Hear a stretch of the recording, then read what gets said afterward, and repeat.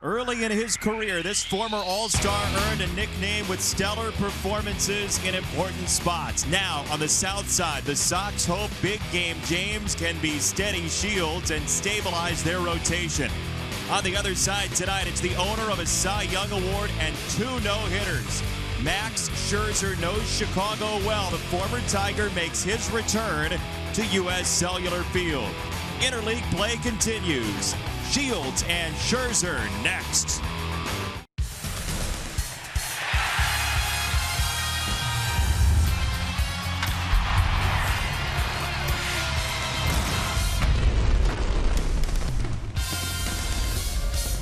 Chilly night in Chicago, game 2 of this series as the White Sox continue to host the first place team out of the National League East, the Washington Nationals. Thanks for joining us. Jason Benetti along with you once again. When teams use trades, they tend to try to fill gaps on their team. The Sox have the frontline starters, 1 and 2, Sale and Quintana, 2 of the best in Major League Baseball. But with James Shields now over from San Diego, he's a guy that's used to being in Chicago. I'm really excited to be here in Chicago. I've always played against Chicago and love the city, love the town. My kids love the town, so I'm excited to do some things here. I'm here to do my job, and that's to pitch once every 5 days and post, you know. And I think having a new face. I mean, I've been on a lot of teams where we've gotten new guys, and sometimes having a new face in the clubhouse will change the atmosphere a little bit, to kind of change the mood a little bit, you know. But I've been on a lot of winning cultures, and I've been in the playoffs quite a bit, so I know how to win. I think that this team's been great. Looking from afar, I mean, this team looks like they have a blast. It looks like they have fun, which I'm really excited about. Well, and Steve Stone, the Sox are really excited about a guy to be that middle of the rotation type. Anytime you can find a guy that's 25 over 500, you don't pay a great deal for him. You have to love that trade. And if James Shields can keep this team out of the bullpen for 7-8 innings at a clip, he's going to be in good shape. The ERA's inflated, 8 quality starts in 11 of his starts. He gave up 10 runs his last start, but the ERA was just over 3. So this is a guy that's got a good straight change, tries to keep the ball in the ballpark, and you look at the career numbers and they're very impressive. Opponent's batting average 256, but you see 11-plus wins, 200-plus innings, 31-plus starts in 9 straight years, and that's exactly what the Sox are looking for. A guy that's dependable, if not spectacular, each and every time out, and if he can do that, he'll be successful here. Well, he's got a formidable opponent tonight, a guy who had 2 no-hitters last year, Max Scherzer. Max Scherzer can be overwhelming. A couple of years ago, he was 21-3. His fastball timed up to 97, 98 miles an hour. You see this year the ERA a little bit higher than he would like, but 55 strikeouts in the last 5 starts. This is an excellent pitcher with a good cutter, a terrific changeup, which a lot of people don't talk about. Scherzer's good. Last year 14-12, so he wants to improve on that. He's got a terrific team behind him, and let's see if we can win the first game of the series tonight. Well, we spent all this time talking about pitching, right? 15 runs last night in the opener. We'll see what gives this evening in Chicago.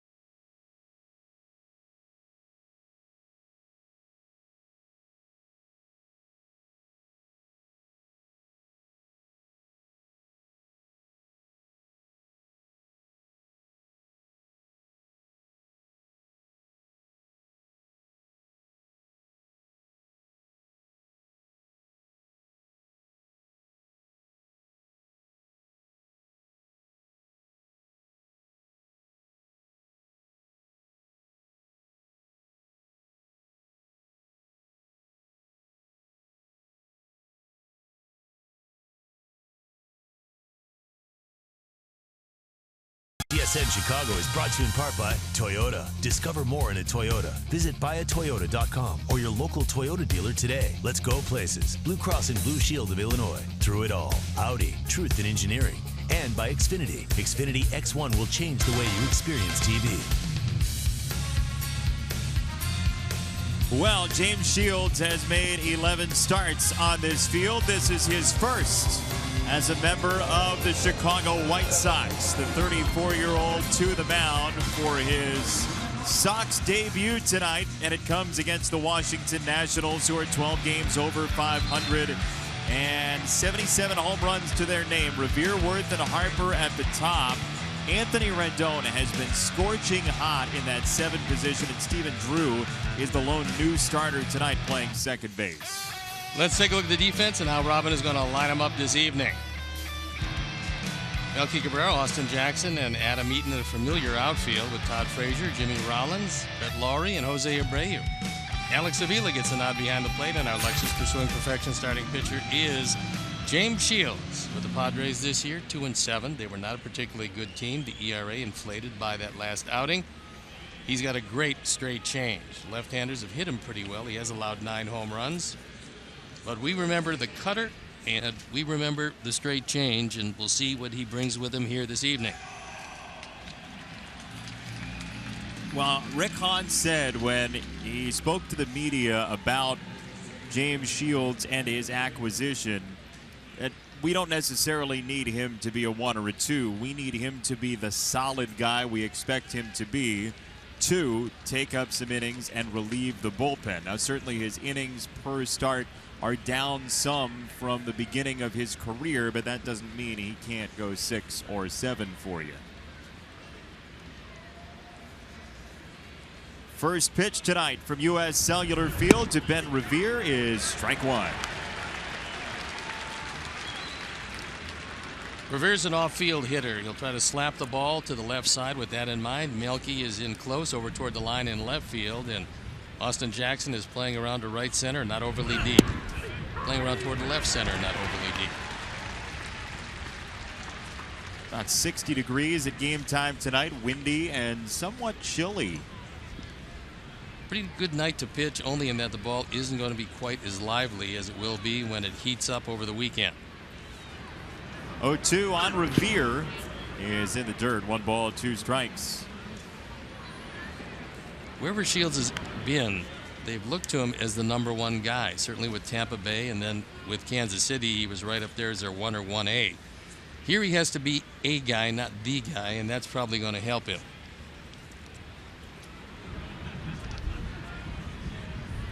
Opponents hit .248 against him last year in the National League, and he runs that one in for strike 3 off the inside corner and back onto it for Revere, and strikeout #1 for Shields. Take a look at the movement on this fastball. Greg Maddux made it to the Hall of Fame with a fastball that moved like that, and the reason is you started at the hip of the left-hand hitter. It comes right over the inside part of the plate, and it freezes Revere, and he's down on strikes. Good way to start his Sox career. 1,900 strikeouts in James Shields' career, and 1 of them here in Chicago. 1 out for Jason Worth. And he takes the ball low. Shields, right-hander out of high school, out of the state of California. Mentioned came up Rays, Royals, Padres. Ball and a strike on Worth, who's hitting just .226 this year after a .221 last season. And here's a stat that will make any pitching coach proud, and that is he's induced opponents to hit into 11 double plays this year and 46 opportunities. That ranks him 3rd out of 138 qualified starters. That means that not only the curveball, but when he throws his straight change, he'll have a lot of guys out in front. They'll beat it into the ground. 2 balls and a strike. Shields to Worth. It's inside 3-1 to Worth, who's seen him for 3 at-bats in his career. He's 1 for 3. and does have a walk as well. As there you see Bryce Harper, the 23-year-old reigning MVP, on deck. Dusty Baker had some very interesting things to say about him, and what was interesting is that it was from his manager's perspective. There's a walk, and so Worth is on for the Nationals here in the first. What Dusty said about Harper was that he has obviously played with some wonderful players, including Hank Aaron. He's played against some wonderful players, including Willie Mays and a number of others. He said he can never remember anybody being pitched around more than Bryce Harper. And he said it used to be that it was kind of a challenge thing. The great pitchers want to get out the great hitters, and now more than any other time, they're pitching around guys. Well, I say from a managerial standpoint, because if I was the manager of Bryce Harper, I'd want them to pitch to him also, because he can be devastating. He's second in baseball in walks, and he's been swinging more recently after that series in Chicago against the Cubs when he walked 13 times. Looked like maybe he got a little antsy. Well, 6 times in one game will do that to you. You go 7 at-bats without an official at-bat and get walked intentionally 6 times. I can remember, and I don't think it's happened with him, I can remember Barry Bonds being walked with the bases loaded in a 2-run game. Buck Showalter did it in Arizona and wound up winning the game. Cut your losses. Figure he can't hurt you if he's on first base. He'll just drive in 1, not more. With the shift on, Harper lays down the bunt and aces the Sox defense. 2 on, 1 out. Very smart play, and it's pretty easy base hit because nobody home on the left side. If you want to give up the power at least for 1 at bat, that's a smart way to do it. Plus, he realized all he had to do was get the ball on the grass. So he waited around in the batter's box, waited long enough. It's not a push or drag bunt. It's one of those things where all you have to do is get it fair on the grass. It's an automatic base hit. And he handled the bat so well that it's a gimme if he wants to do it. Well, teams are willing on a shift like that to say, okay, if you do that, that's fine. You have a single. And now I'm still in a double play situation with Murphy, although he's been red hot. Sox did force him into an 0 for yesterday, though he did walk and score a run. And he swings through that pitch down low, 0-1 on Murphy. That's always been the best pitch that James Shields has had, and that is the changeup. He's got a couple different changeups. That one, 85 miles an hour. It went straight down. He's got one also that will move away from the left-hand hitters, but left-hand hitters lately have been hitting him pretty well.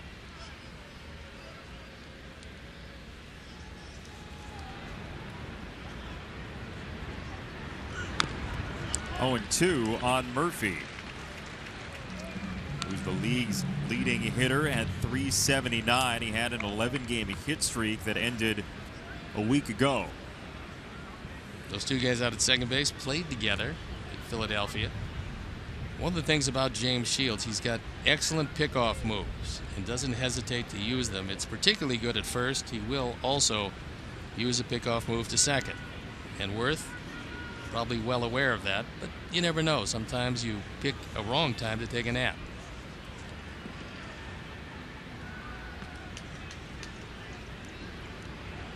Two strikes, 1 out, and in the dirt, kicking away from Avila. Second and third, 1 out.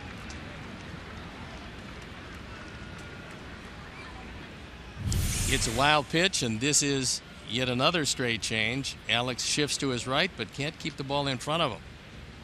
So it does take away the double play, and now in the middle infield, they're going to stay back. They want to stay out of the big inning. They'll concede the run. Well, Sox got off to the early lead yesterday. They were up 2-0 after 1, 5-2 after 2. And that possibility in danger here with Murphy at the plate, last year's NLCS MVP.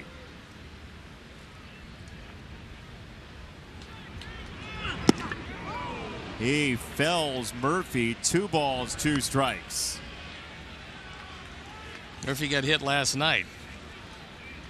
And on a cold night, it doesn't feel great. I'm not sure how he got out of the way of that one, but he was able to do it. Last night he was hit just above the knee and he was hit on the right leg.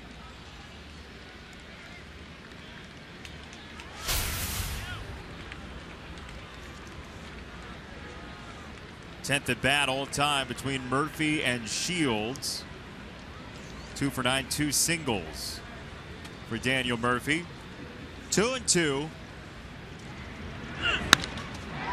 He pokes it to right field, and Murphy drives in a run, eaten up with it quickly. It's 1-0 Washington.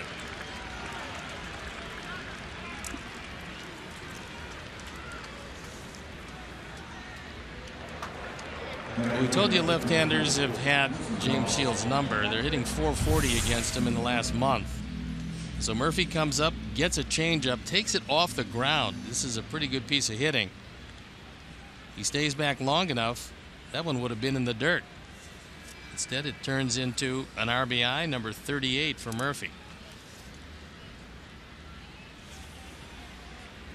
He puts on the brakes and has to get back. So Harper at third, Murphy at first, Ramos the batter. He is on a 6-game hit streak and has been torpedoing the baseball all around Major League ballparks this year.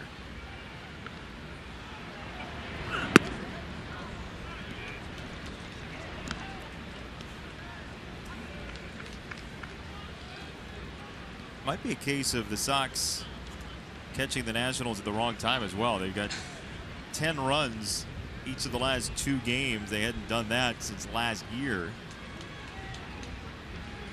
Although there's not really been a good time to play Washington this year. No, they've been a very good team, and they're probably going to get better, and Ramos is getting a whole lot better. He's one of the dominant offensive catchers. As you take a look at Dusty Baker as he looks out, moved into a beautiful situation in Washington. This was a team that was pretty well put together with one question mark. That question mark probably the bullpen. But the bullpen, which has been spotty at times, still looking for a little consistency. Other than that, they've been good. Off the plate, 2-1 for Ramos. Well, we saw last night, Nationals bullpen got 3 strong innings from Blake Trinan, who didn't give up a run. No, I thought he was pretty impressive. The only thing he did at times, the control was a little spotty, but the arm was good. And that was a very long outing for him, and he did for Dusty and the Nationals what they wanted him to do. When you have to go that early to your pen, you need somebody to pick up 9 outs for you. 3 balls and a strike on Ramos with Ryan Zimmerman on deck. 20 pitches so far for Shields in his Sox debut.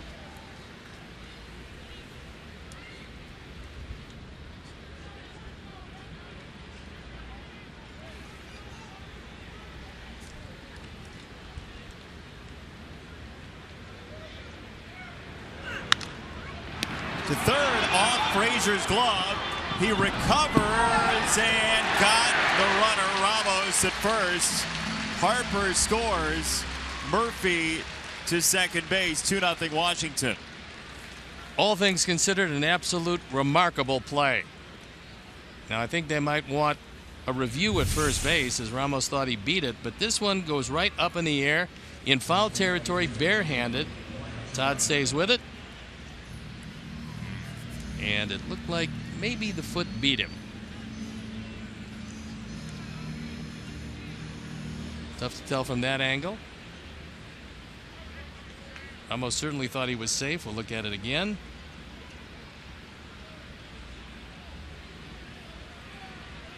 I would call him safe if I were on the field and getting a look at that. Well, however, you'd have to overturn it. Right, and certainly what happens on a play like that is Dusty's going to come out, and I think that he's going to have him take a look at it. But the umpire, in this case Eric Cooper, is calling it in real time, and that's a bang-bang play. I mean, it's either by an eyelash one way or the other, but you're right about definitive proof. Yeah, you need to have definitive proof, essentially clear and convincing evidence to overturn the call on the field. So the question is there enough to overturn? I don't know that there's enough to overturn, Steve. Well, it's a terrific stretch by Abreu as he gets the ball as quickly as he could possibly get it. And no foot yet. No, he's picking it out of the dirt. There's a factor there. So,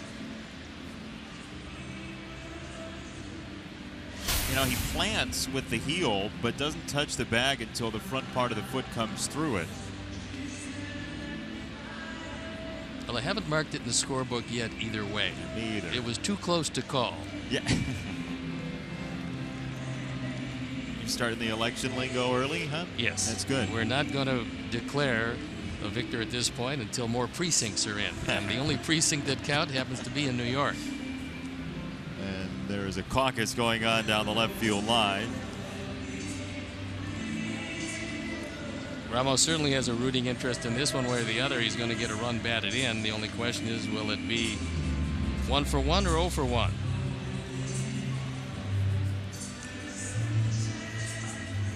It's really tough, I think, to overturn. Question is, when does he touch the bag? It's not in the glove yet. There it is. Well, I think you're right about the heel hitting, and he is going to be out at first base. So the heel hit, but the foot did not come down, and there was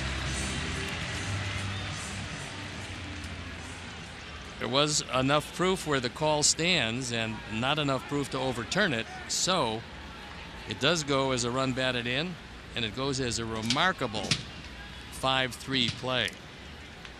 certainly an important play. Yep. So now 2 out, Murphy at second and Zimmerman the batter.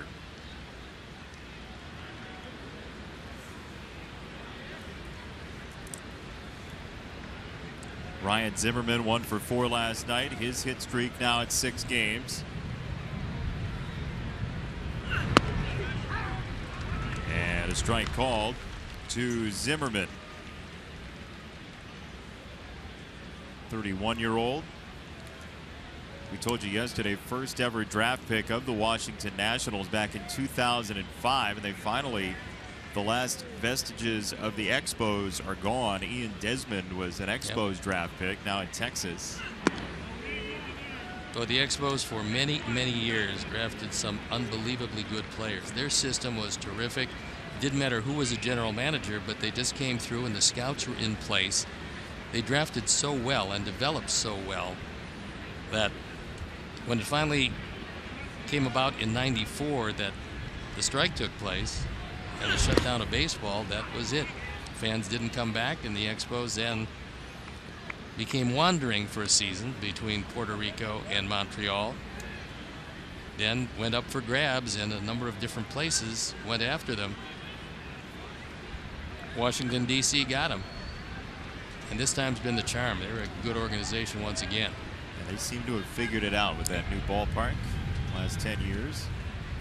2-1. That ball is drilled. Ryan Zimmerman makes it a 4-0 game. Well, he hit one to left yesterday. That was a low line drive that ended up at the wall. This one clears the fence, and it's 4-zip. Number 9 and RBIs 27 and 28, and just like that, Washington, who's been an offensive machine lately, that high fastball and the forward home run replay go out of the ballpark, and with it the 3rd and 4th runs. So not an auspicious beginning for James Shields.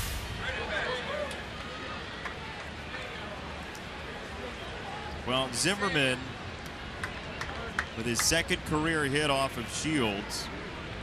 And now Rendon, who was 3 for 5 last night. I mentioned the Nationals playing some pretty good baseball right now, but they're in Chicago at a time when the Sox are playing their lowest level of baseball this year, and it's funny how the schedule works out. Washington leading 4-0 here in the top of the first.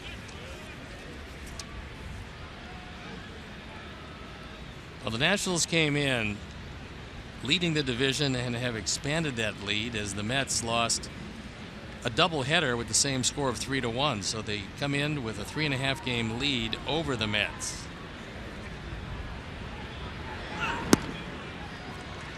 Oh, and 2 on Rendon, who chased the breaking ball.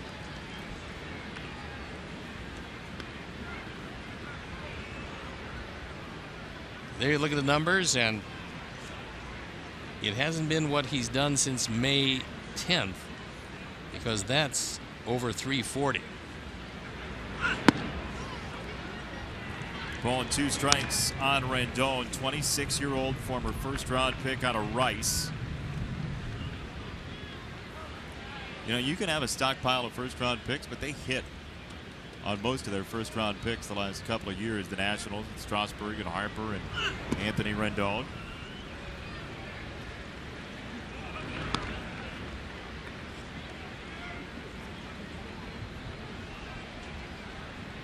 This will be pitch number 30 of the debut inning in a Sox jersey for James Shields.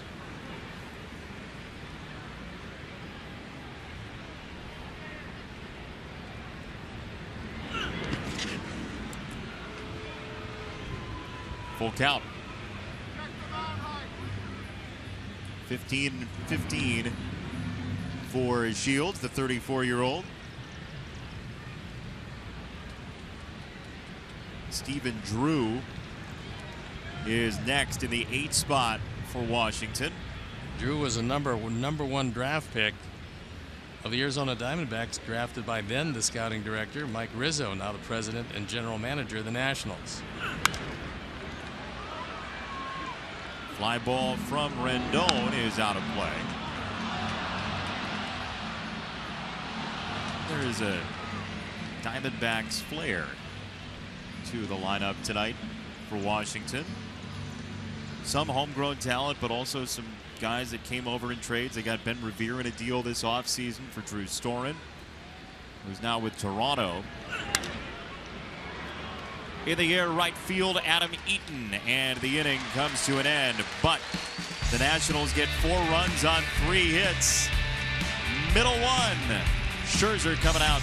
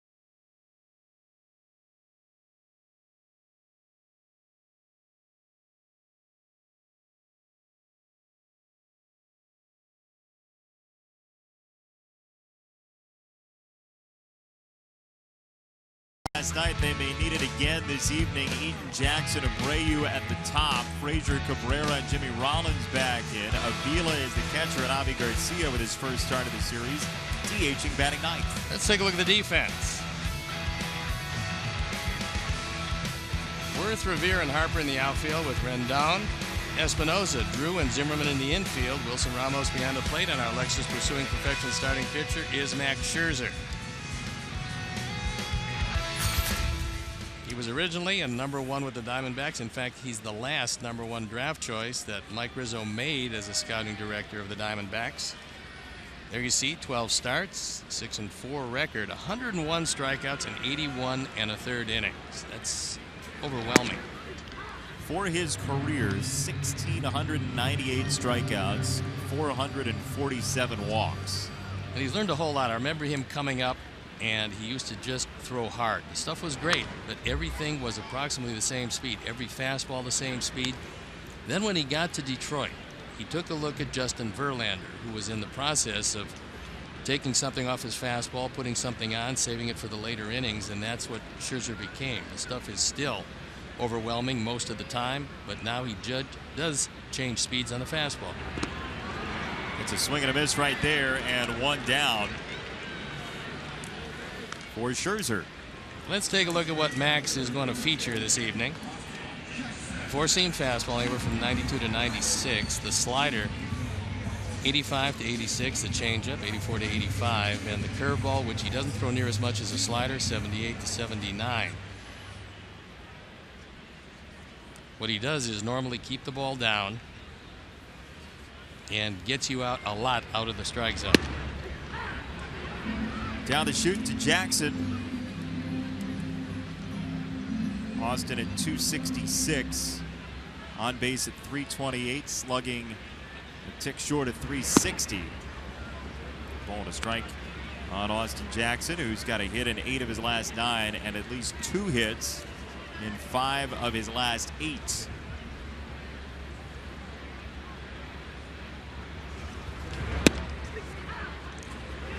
In for strike 2. Already 6 pitches deep. You can see the movement that Scherzer displays with his stuff. It's not an easy motion to follow either. Second base, Stephen Drew. 2 down. All right, let's give you our picks to click for tonight. Here in the bottom of the first inning with the Sox trailing. Austin Jackson goes to the crew. You've got Adam Eaton. And so I'm the early clubhouse leader with Avi Garcia. Jackson and Eaton have made out so far in the first inning. You know, let's give me the win, right? Put me at 9. Your first 2 at-bats didn't go so well. Well, I have the ability now, as you know, Yep. to change after the first at-bat. It's a home rule. Only applicable in certain area codes. Yes. When you pick leadoff hitter and then he doesn't get a hit, you're able to adjust. Have to adjust. You have to adjust. 0-1. Abreu gets under it. Zimmerman for out number 3. It's a 1-2-3 inning for Max Scherzer. No score for the Sox. 4-0 Washington.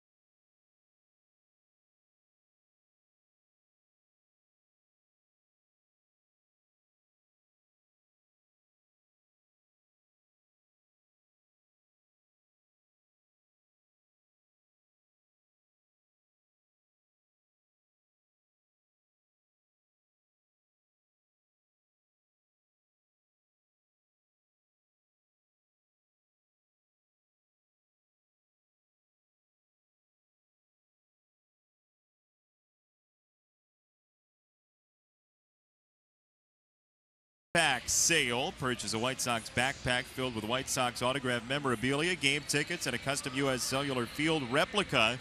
Premium backpacks even include an autographed jersey. To purchase a jersey, call our live phone bank now. Operators are standing by.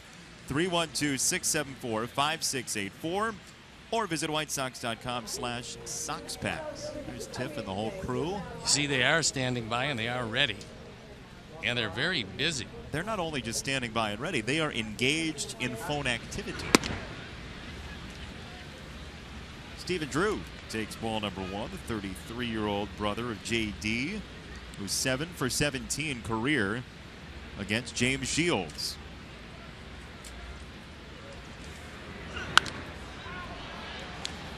You know, it's funny, the Sox, it's not funny, the Sox are 6-19 in their last 25, and we're 23-10. And so every day you end up going to the ballpark and you say, when's it going to turn, right? Today could be the day, the next day could be the day, and it seems like you're just waiting for that day to come. I think the players expect it each and every day. The fact that it hasn't been there has been somewhat disturbing, but if you factor in the great start, with then the problems, you're sitting at 500. So Drew against Shields, well, he'd really like to see him. In the air, right field, and hooking.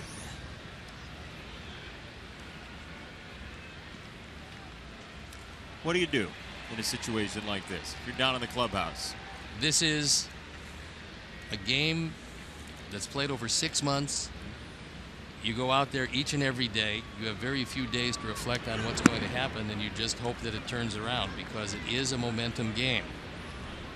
And with the statement that you're never as good as when you look really good and never as bad as when you look really bad, somewhere in the middle is the character of this baseball team, which I believe they have yet to discover.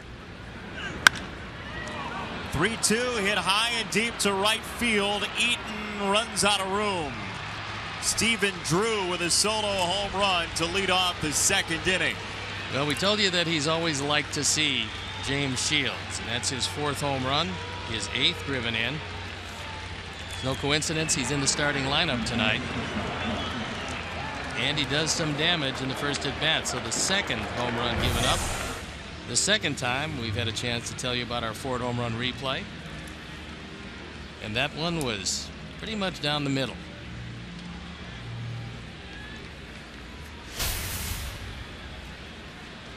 So Drew goes deep. The Nationals with their 2nd homer, and now 79 for the year.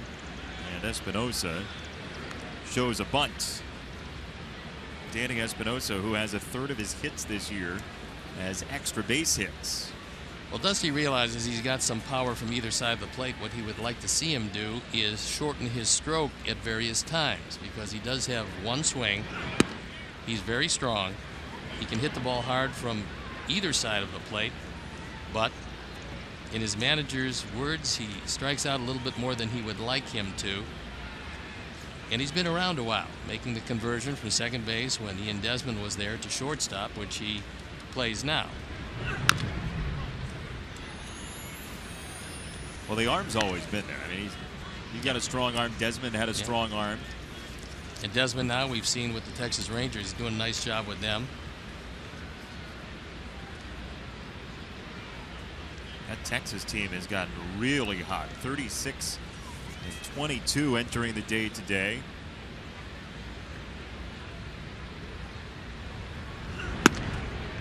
Espinosa chases 2-2.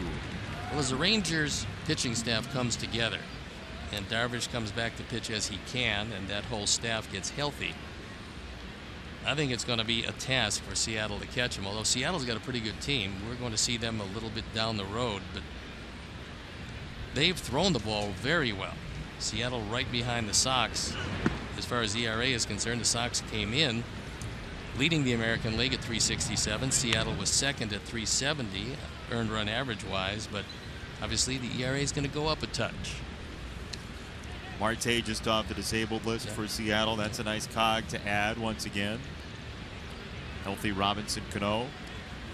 He's doing it. Robinson is having a banner season. Espinosa launches. It is 6-0 Washington.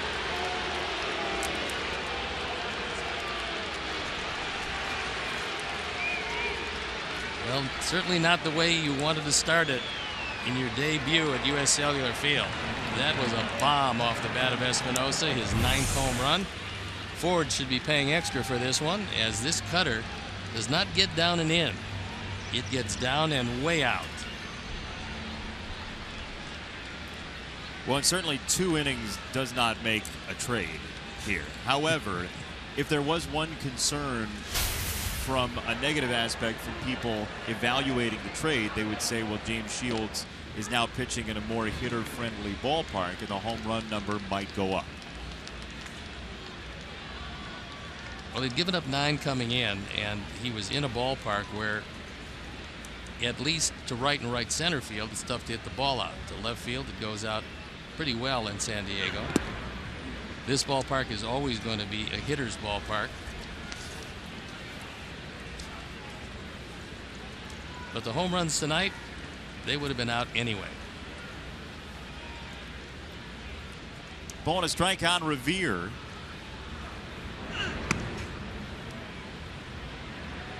Again, that's not to say you evaluate a guy from 9 batters.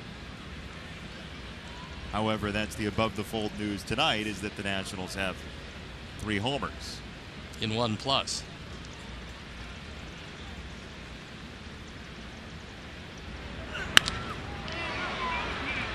Line shot center field for Revere.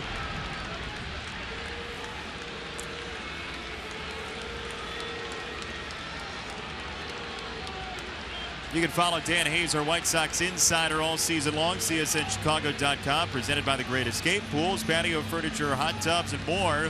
Escape your everyday. Shop The Great Escape. New pitcher, new pitching coach. What's the message, you think? At this point, you got to forget about what happened and throw a double play ground ball. You want to leave with something positive. However, it's a red hot team swinging the bat as well as they've swung it all year. You talked about the fact that 2 games in a row they scored 10 runs, something they hadn't done. So coming in, not a good time to face Washington, and if you make a mistake on a team that's swinging the bat well, they're going to make you pay. And this team can always hit home runs. They might not have been scoring a lot, or they might not have been having as high a batting average as they would like, but they could always hit the ball out of the park. And they don't have an easy park to hit home runs in Washington. No. Here's strike 1 to Jason Worth. Now, the Nationals on this road trip coming into this series were 4-2. They did lose a couple to Cincinnati, but they had swept Philadelphia. A team that started hot and has waned recently in the National League East.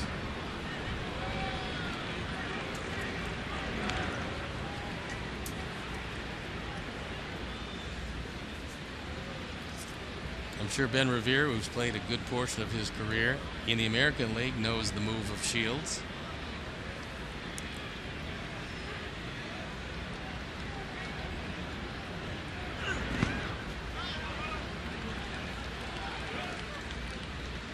.50 pitches now for James Shields. And the bullpen's going to start to work, it appears.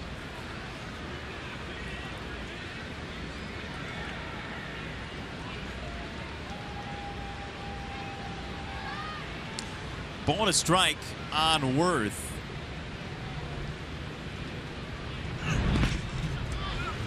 Two nice stops by Alex Avila. It's kept Revere at first base.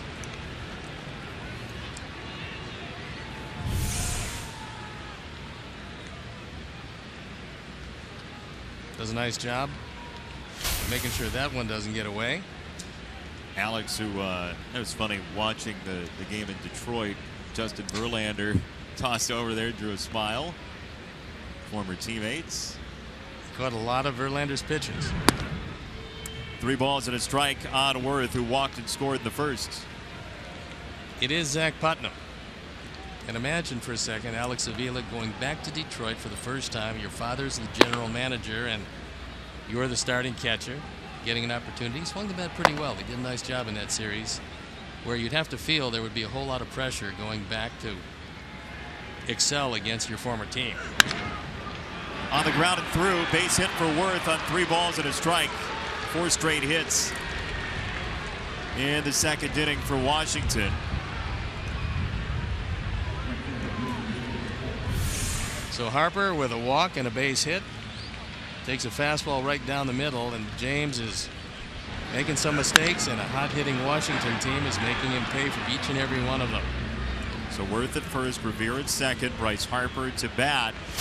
But on Avila, we talked a little bit about that yesterday when he got back to Detroit. He said, look, I'm not going to lie, it was weird. It was just strange to be on the field before the game. And then finally, when I got on the field and I was facing Justin and everybody else, the thought was, okay, now it's just me versus you. We're friends, but we're going to go after it. Somebody's got to win.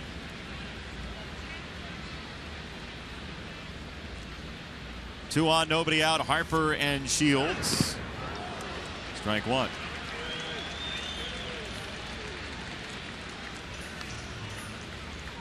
The fans with a bit of a derisive cheer. This wasn't what they had in mind. Certainly wasn't what James Shields had in mind. And the last thing that Robin Ventura wants to do is go to that bullpen. Last night it was Albers, Duke, Jones, and a busy pen.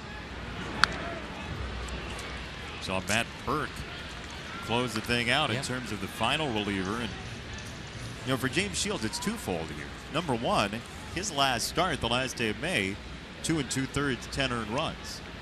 He wanted to get back on the mound and throw well for himself. And then there's ingratiating yourself to the new fan base. First impressions aren't the only impressions. 0-2.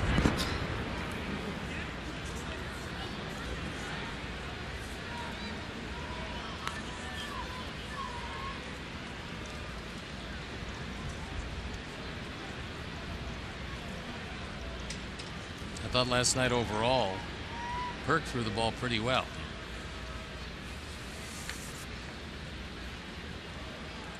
Three innings, 3 hits, 4 strikeouts, no runs.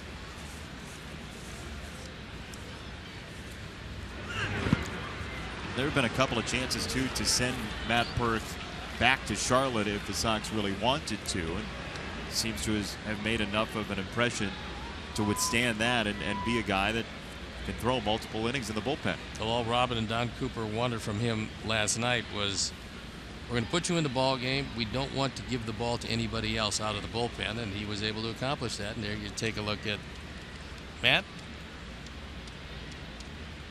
former draft pick of these Nationals, so you know it was a special evening for him.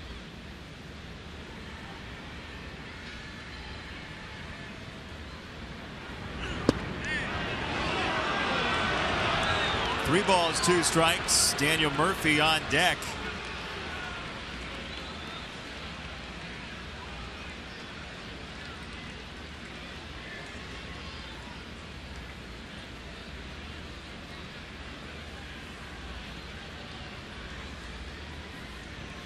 Worth at first, Revere at second. 3-2 on Bryce Harper.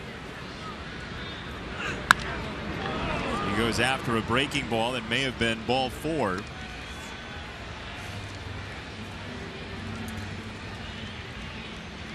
Well, look, with 49 walks for the year, at some point you just say, I don't want it anymore. No, at this point he wants to drive in some runs.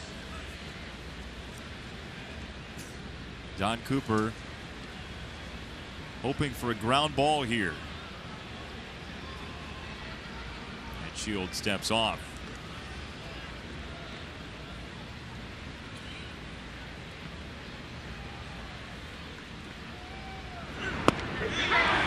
He got him in the outside corner.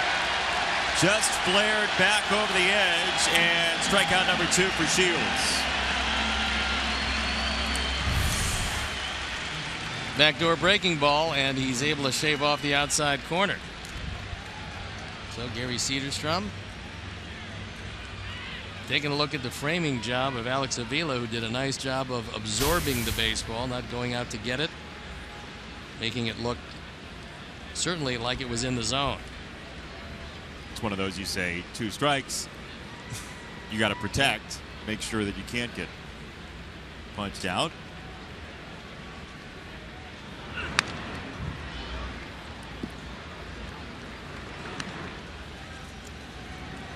So 1 strike on Murphy, who singled to right and drove in a run in the first. He changed his hitting style entirely with the Mets last year, and what he did was take away a high leg kick. Pretty much that front leg, the right leg, he just picks up and places back in the same spot. And that really changed everything around for him. Out ahead of it, 0-2.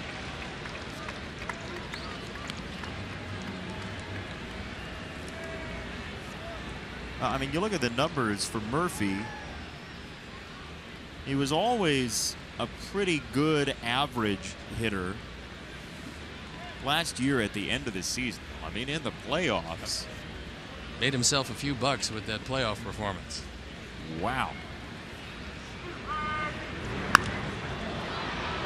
Breaking ball that he hits high and deep and foul to right field. He was a Jacksonville University Dolphin in college. Daniel Murphy started his professional career way back in 2006. Made his way to the major leagues with the Mets in 2008.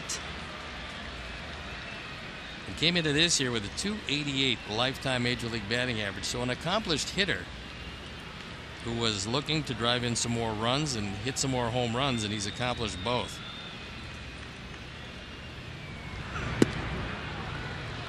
Outside, ball and 2 strikes. The way the Mets saw him was the vice president for the Mets at that point, Tony Bernazard. His son Anthony was playing infield with Murphy at Jacksonville. Tony goes to see his kid play and says, "Oh, this Murphy guy can really pick it." Check swing, ball in the dirt. 2-2. Well, one of the very good free agent acquisitions, and anytime a left-hander comes on the market, especially in a position where you certainly could use him, as they've been able to do, and tonight they're using him as a designated hitter. Normally he'll play second base, but they needed somebody there. And if you can add the left-handed banger to your lineup, they're worth a whole lot. He's driven in 38, including that run in last inning. Up the middle, second base. Laurie's on top of it and gets one. 4-6 on the fielder's choice. Worth is out at second. Revere to third here in the second. Ed Laurie made a similar play last night where he was going to his left, smothered the ball on the dive and able to make the play to first base. This time going to his right. He gets that ground ball and not much else you can do with it. But he gets the man he has to get. Leaving runners at the corners, you still have to wend your way around Ramos. Lineup, just with the addition of Murphy, is much deeper than the Nationals have had in years past. We've not seen much from the bench so far in this series. Just the one switch in the lineup with Drew in today. Well, some things you can expect. You can expect Zimmerman to give you the kind of power numbers he's giving you. You can expect that certainly from Harper, a unanimous pick for MVP last year. You can expect Worth to give you some good power numbers, but have a health problem normally. He's a good player when he's in there. You couldn't expect Ramos to hit what he's hitting. I mean, this is over 100 points higher than what he hit last year. And so adding Murphy to this offense was something that, in the opinion of Mike Rizzo, was a no-brainer. It's a question of how much money you wanted to spend to get him, but it was a situation where you take him from your competitor and you put him on your ball club, a subtraction from the Mets, an addition to the Nationals. That's actually a win-lose the way you'd like to do that in your division.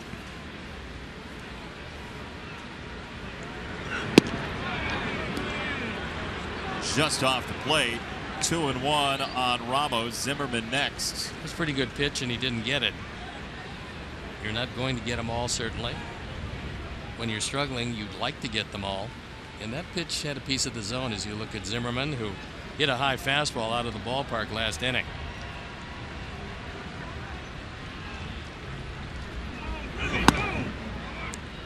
Three balls and a strike on Ramos. Shields 1 walk, 2 strikeouts. The Nationals with 3 homers so far, leading 6-0 here in the second inning. 70 pitches so far.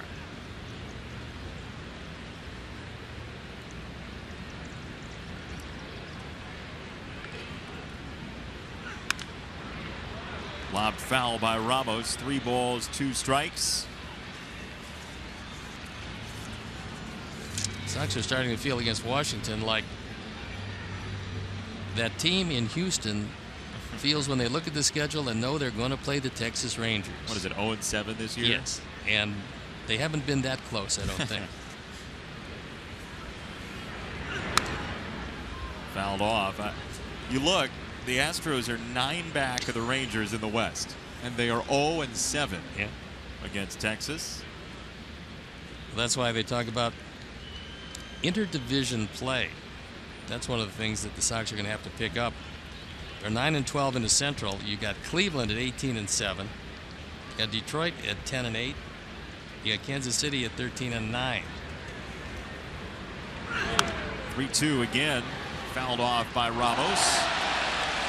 And a nice catch by someone on the deck below us.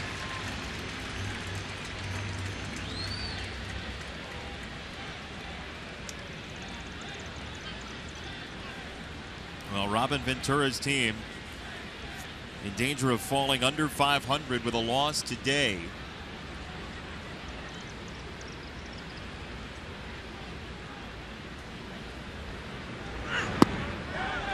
Check swing. He didn't go. Ball 4, 2 on. And 2 out. So Ramos looking at a slider. This is the side view. And it looked like he checked it up. Looked like a good call from Eric Cooper. The appeal by Alex Avila, no go. So it loads him up.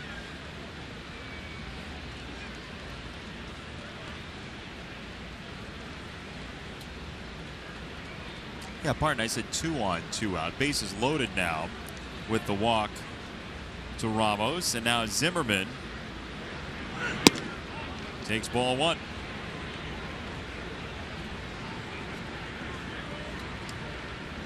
There they are. Revere, Murphy, Ramos for the Nationals.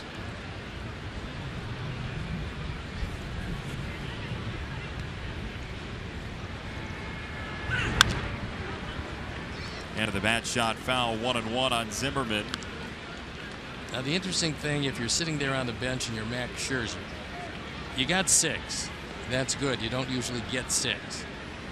But you're pretty much saying, I'd like to get back out on the mound because I don't want to stiffen up in between innings. And although you like to see your team score, there gets to a point where you're saying, okay, you know you're going to get a few more in the course of the game, but let me get back out there.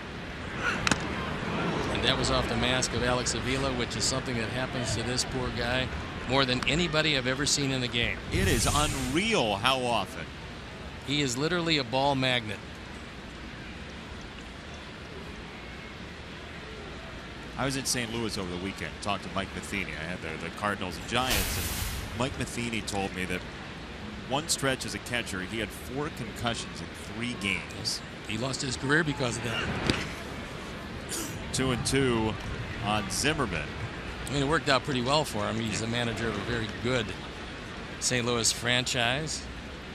Although this year they're a little down over what they've been the last few. You never can really sell them short. Just about the time you give up on them, they bring somebody up from the minor leagues you never heard about, and they suddenly become a star. They did it this year with Aledmys Diaz, the shortstop. Tapper, third base side of the mound. Frazier's going to have to hurry, and he whips it there on time. 4 out, number 3. But the Nationals do get a couple more runs. They pad their lead at 6-0 Washington after 1.5.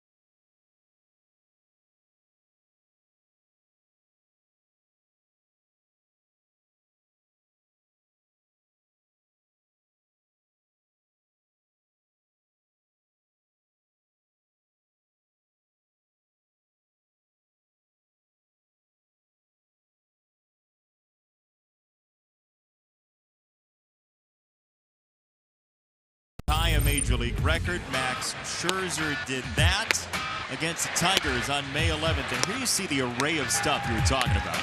Well, 20 strikeouts, no walks, and everything going exactly where he wanted it. Pinpoint control, every pitch, every situation. He's ecstatic, as you would expect. There you look at what happened. He gave up 6 hits, 2 earned runs. I'm not sure how he did that, but 119 pitches with 20 strikeouts. And ties the MLB record, most strikeouts in a 9-inning game. Roger Clemens twice, Kerry Wood, and Randy Johnson. I saw the Kerry Wood game up close and personal, his 5th Major League start. It was a remarkable performance against Houston, and the one hit, debatable, off Kevin Ory's glove. That was the most overwhelming performance that I have ever seen to that point. Anything close to that? One night, Steve Carlton gave up a base hit, Candlestick Park, leading off the game to a coach for the Nationals, Chris Spire. And then 27 straight outs, nothing even close to a base hit. That was on a Philadelphia team that won 59 games, and he won 27 that year. He's 27-10 for an awful Philadelphia team. Those numbers are tough to work out. Rendon on his counterpart, and he has out number 1, Anthony Rendon. Slick fielding third baseman for out number 1. This is a good, solid defensive team. In fact, they're number 1 in the National League, and Rendon comes on. Off balance throw, but it's right there. And Zimmerman, who is a very sure-handed first baseman, started out as a third baseman, had throwing problems. They moved him over there, but Dusty Baker was saying that if there comes a time when Zimmerman might not be around, Ramos would make an excellent first baseman. Really? Yeah, he said he's just got great hands. In fact, sometimes to his detriment at blocking pitches, but he will scoop to either side, and as a catcher with that glove, it's a lot more difficult. Ball and a strike on Melky Cabrera, who was back from the family emergency medical leave list yesterday with a 2 for 5.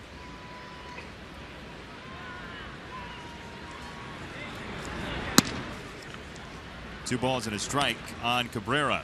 Washington leads defensively by a pretty wide margin. They've made 22 errors. San Francisco's made 27. 990 fielding percentage. That's pretty stout. 2-2 on Cabrera. This should be, you'd expect, a very strong defensive series overall, with the Sox and Nationals 1-2 in fielding percentage in Major League Baseball coming into tonight.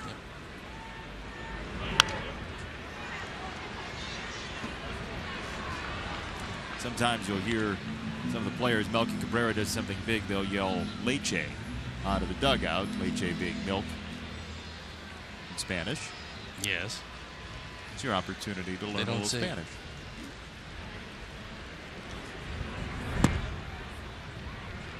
Well, being the milkman and those T-shirts that we had on T-shirt giveaway day, Thursday, they were good looking. Yeah. Good looking T-shirts. Todd Frazier T-shirt day coming up.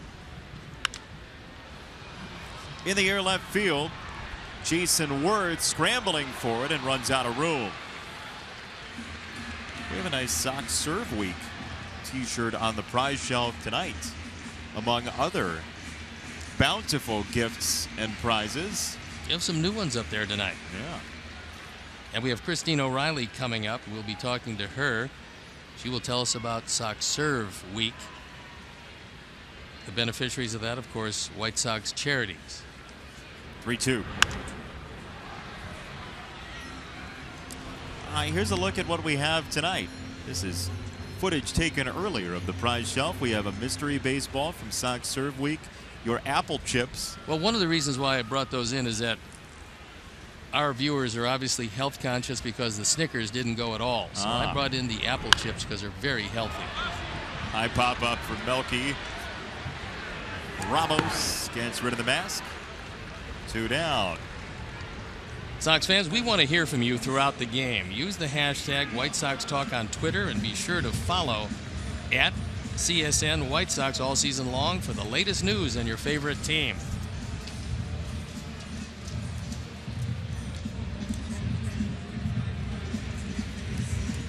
So 2 down for Jimmy Rollins.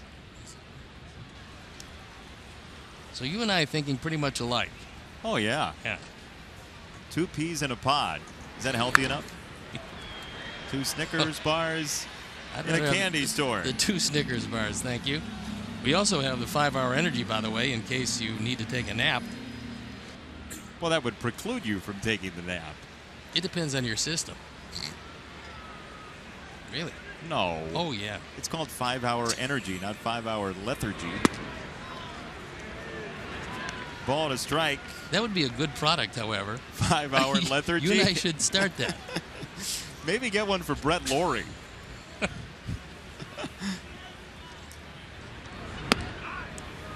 2 balls and a strike on Rollins. This is why they don't let you in the major business meetings. Because of wonderful business ideas like that? Yep. 2-1. Is in there for a strike and a fastball at 95. Saladino got the start yesterday. Jimmy Rollins today at shortstop.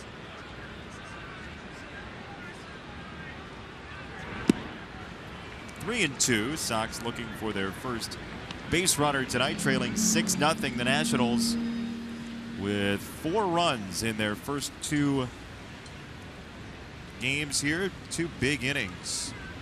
4-run innings for Washington. 1 last night, 1 tonight. And Rollins up into the stratosphere. Anthony Rendon creates out number 3. 6 up, 6 down for Scherzer. 6-0 Nats.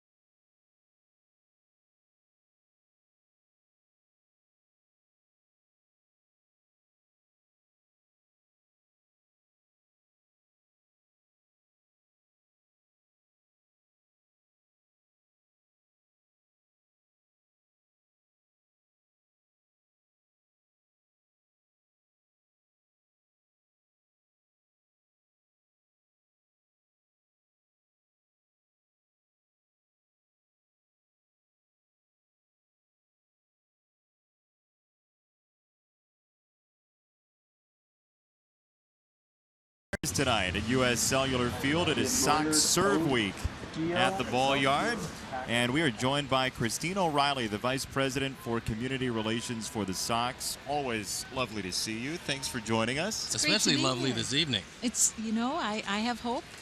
There's a lot of game left. We're going to talk about our backpacks. We certainly are. We saw your backpack there. So tell us about these Sox packs tonight for Sox Serve Week. Yeah, we have actually 2 versions of the Mystery Sox packs for sale tonight. We have some on the concourse and online for $125.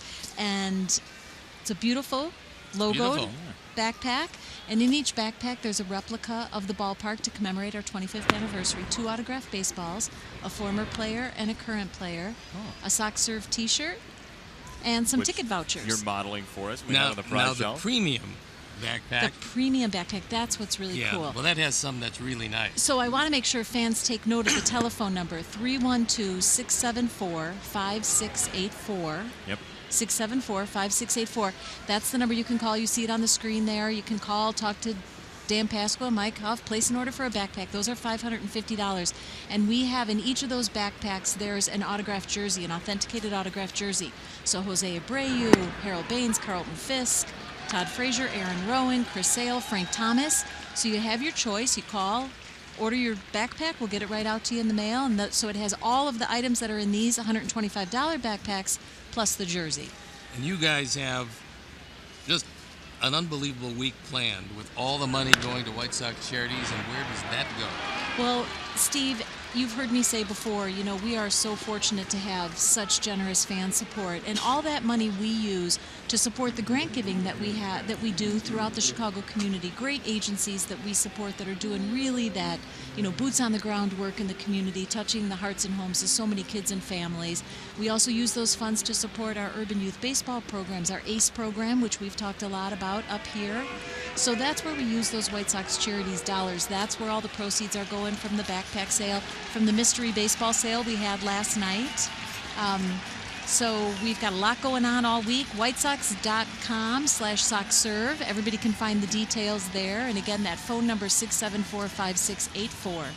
Before we let you go, anything else you want to let us know about the Sox Serve Week? I'm just going to encourage everybody to go to the website, look at all the different activities we've got going on. We've got an Ultimate Experience auction coming up on Saturday. Tomorrow night, the wives are going to be auctioning off baskets, My Favorite Things baskets. Really cool stuff. We talked about it a little bit last night during the broadcast. So again, WhiteSox.com/SoxServe and call 674-5684 to place your order for those mystery backpacks with the jerseys in them. You do such great work. I got to be part of Sox Serve Week this morning. It was wonderful. Thanks you for the invite, and thanks for coming up here. Thanks, guys. Thank you. Go Sox. Indeed. That's Christine O'Reilly. Pitching change for the Sox. We'll be back after this.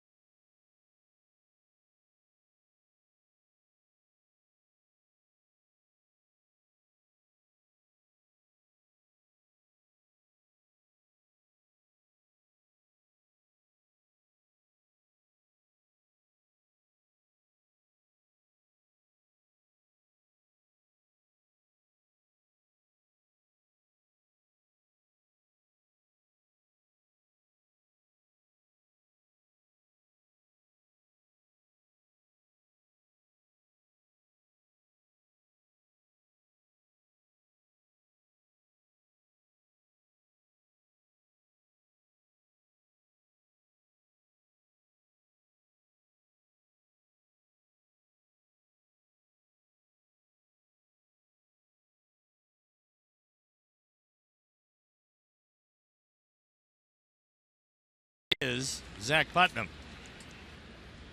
There you look at the numbers on for the 21st time. His ERA pretty good, 2.35. Shift is on in the infield, and they're looking for two. Ball one to Stephen Drew, who homered in solo fashion in the second inning.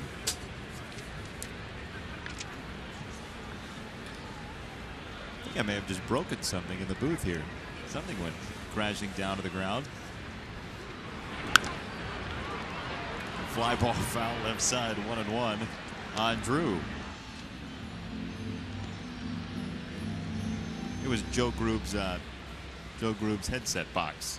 Could be either that or that Espinoza home run just came down. Ah, well, Joe was doodling again tonight. We should put those on the prize shelf. Joe's doodles? Yeah. Doodle of cats. 2 balls and a strike to Drew. Zach Putnam unavailable the last couple of days with some soreness.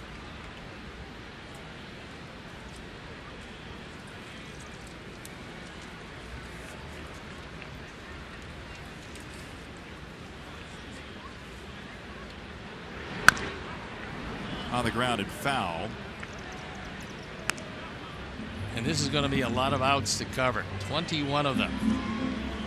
Last night, Matt Latos went 4 1/3, so he covered 13 of the outs, and it was Jennings, Albers, Duke, and Perk.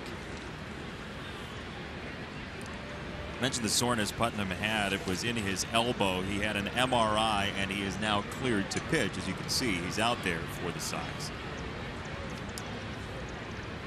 2-2 on Drew. That's in the dirt. 3 balls and 2 strikes.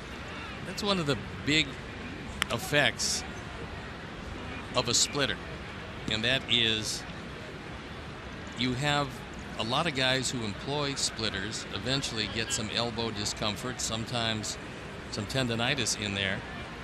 And the reason is, not to get too technical, but it's the one pitch that actually leaves your hand before your arm comes through. On the ground and through, base hit for Drew.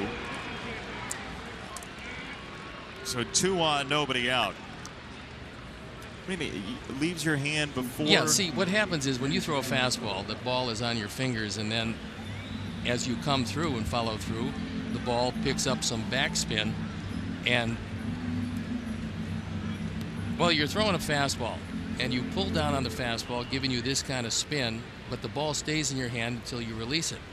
On the forkball, where unfortunately we don't have a baseball, it comes in between your fingers, and then as you bring your hand down, the ball actually slips out and your arm comes through. So now we have the baseball, and this is what happens. The fingers are split, the ball actually comes down, and then your hand comes through, leaving all the torque on your elbow. It doesn't matter how you throw it, the better you throw it, the more torque is going to be on your elbow, and what it happens is it comes out and then dips at the last instant, making it a very tough pitch to hit, but also a very difficult pitch on a pitcher's elbow. And Zach has thrown it very well for a long time, hasn't had all that many problems, but a lot of guys do have problems.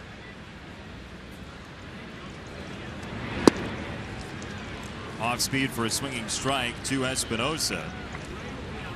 You know, we could have used the ball in the prize shelf. We have that ball that has never been taken. That's a nice baseball. I don't know why we haven't gotten rid of that. Kind of amazing to me. It's a world championship team, a world championship mayor. And Mayor Daley, Jerry Reinsdorf on the baseball, Paul Konerko rounding the bases with the World Series trophy. Beautiful baseball, a little too slick for the splitter, however. Could be 2. Laurie Rollins not in time for 6. Fielder's choice. Rendon to third. Drew out at second. 1 away. For the top of the card at Ben Revere. Slow developing play, and they get the force out.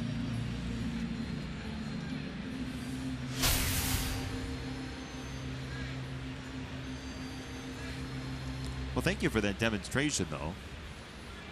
Look, years ago in San Francisco, their manager, Roger Craig, was a huge proponent of the splitter.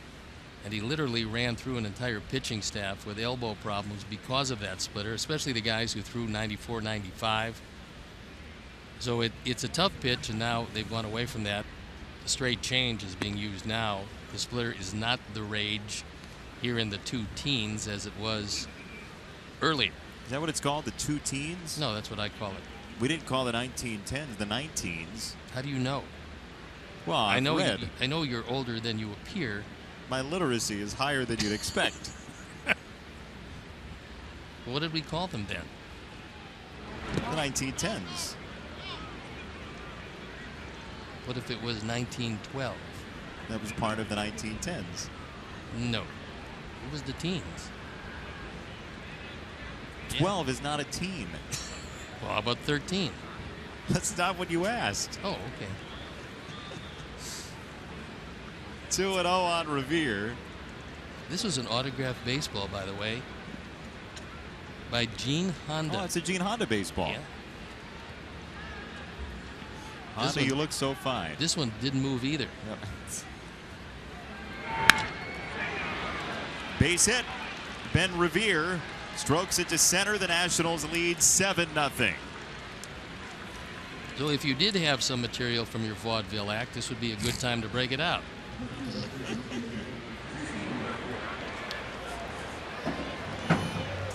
As the Nationals continue to pound away.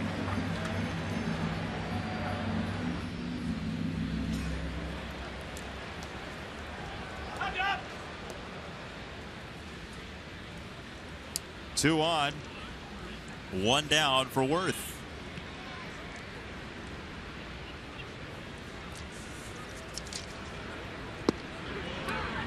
You know, if you're in the middle of a winning streak, this game is a mama said there'll be days like this sort of game. Yeah. When you're on the other side of it, it stings a little bit more, especially for the fan base.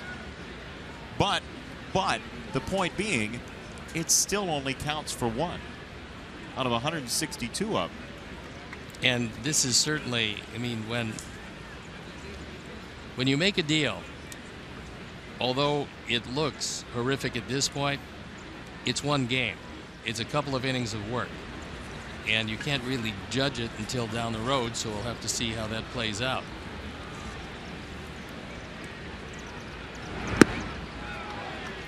There's that splitter, 0-2 on Worth. 9-game homestand, 3 with Washington, 3 with Kansas City, 3 with the Tigers, and we'll see what Kansas City has in the bag of tricks, considering that brawl last night with Giordano Ventura. And also, that's a team that's scuffling. So the worst part about going to the bullpen early in both games is that you're playing 9 games in 9 days, then one off day, and not another off day until the 27th of June.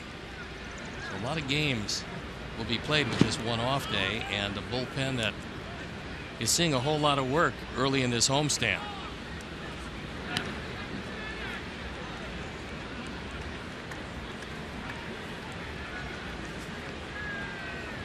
"19 games in 20 days. That's a bear of a schedule, and it's 29 out of 35 against teams over 500.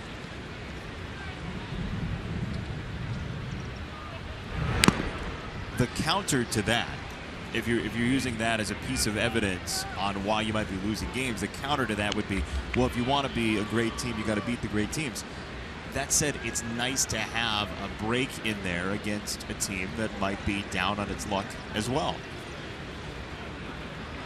When the Sox were playing very good baseball, the first 33, they played some very good teams, but the Sox were hot. Quite obviously, at this point, it's not the case. And nobody in this game is going to feel sorry for you. They're going to try to beat your brains out every day. In the air to left field from Worth, Melky Cabrera squeezes the out. And no advancement. Bryce Harper will bat with runners at first and second, and 2 down in the third. Just a reminder, as you enjoy a cold one, to look forward to Miller Time later in the game, brought to you by Miller Lite.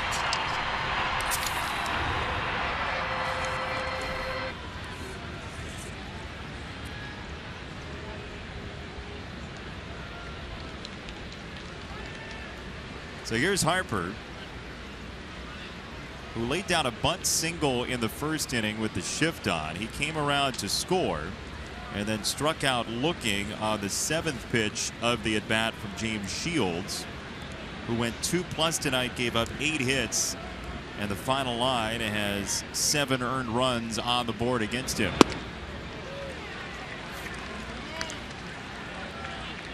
But you certainly have to applaud the heads-up play, because it opened up the first inning. After the Worth walked, then the bunt. Now you're looking at a runner in scoring position for one of the hottest hitters in baseball, Daniel Murphy, who drove in a run. So it was a big first, 4 runs on 3 hits, and a big part of it was that heads-up bunt by Harper.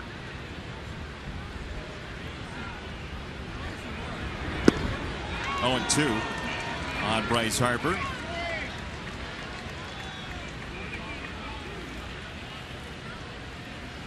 And he was the next great thing for years. I mean, there were people in scouting circles talking about him when he was in his early teens. Well, he came out of Las Vegas, and that is and has been a great place to develop talent because you're able to play all year.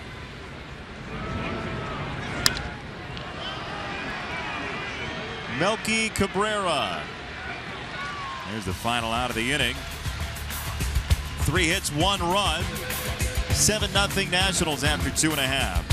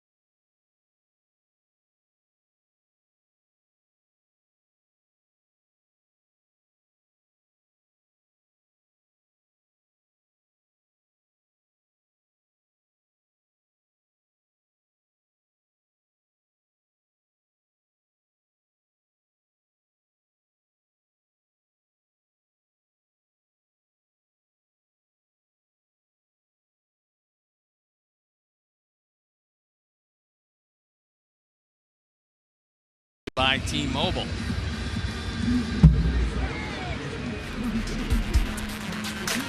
Last night was an unusual night. All the walk-offs. Ryan Dozier, Trace Thompson, you remember him, Joey Votto, Ian Kinsler, Will Myers. Most walk-off hits in the major leagues since August 16th of 2011. So a good night for the offense, as this game is shaping up to be. 7 runs on the board for Washington.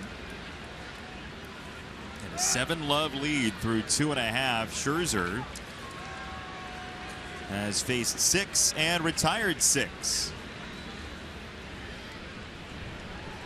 2 no-hitters in 1 season last year for Scherzer.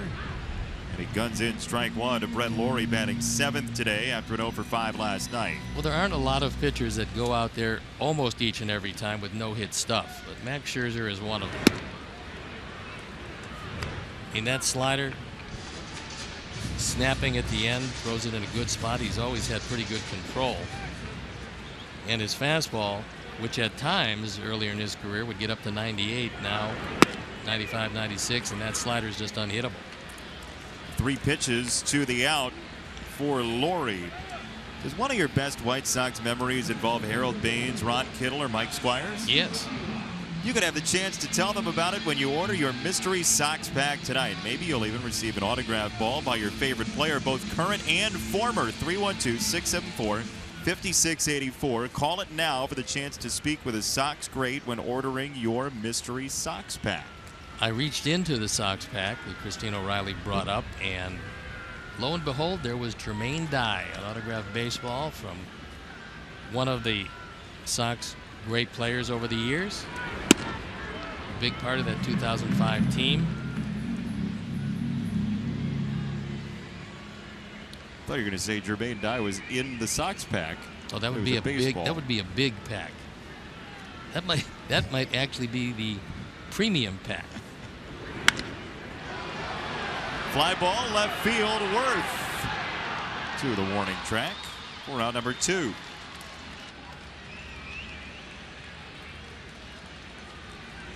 Here's Avi Garcia.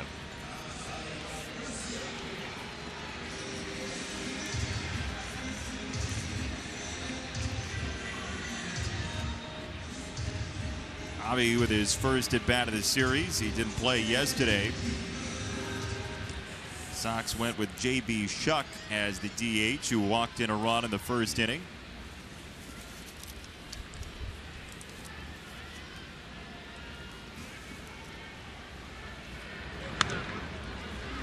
You know what tomorrow is, don't you?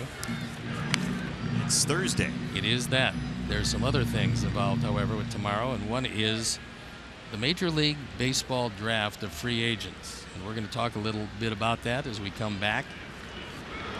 It's an exciting day, and the Sox have 3 picks within the top 49. Avi did go. It's 0-2.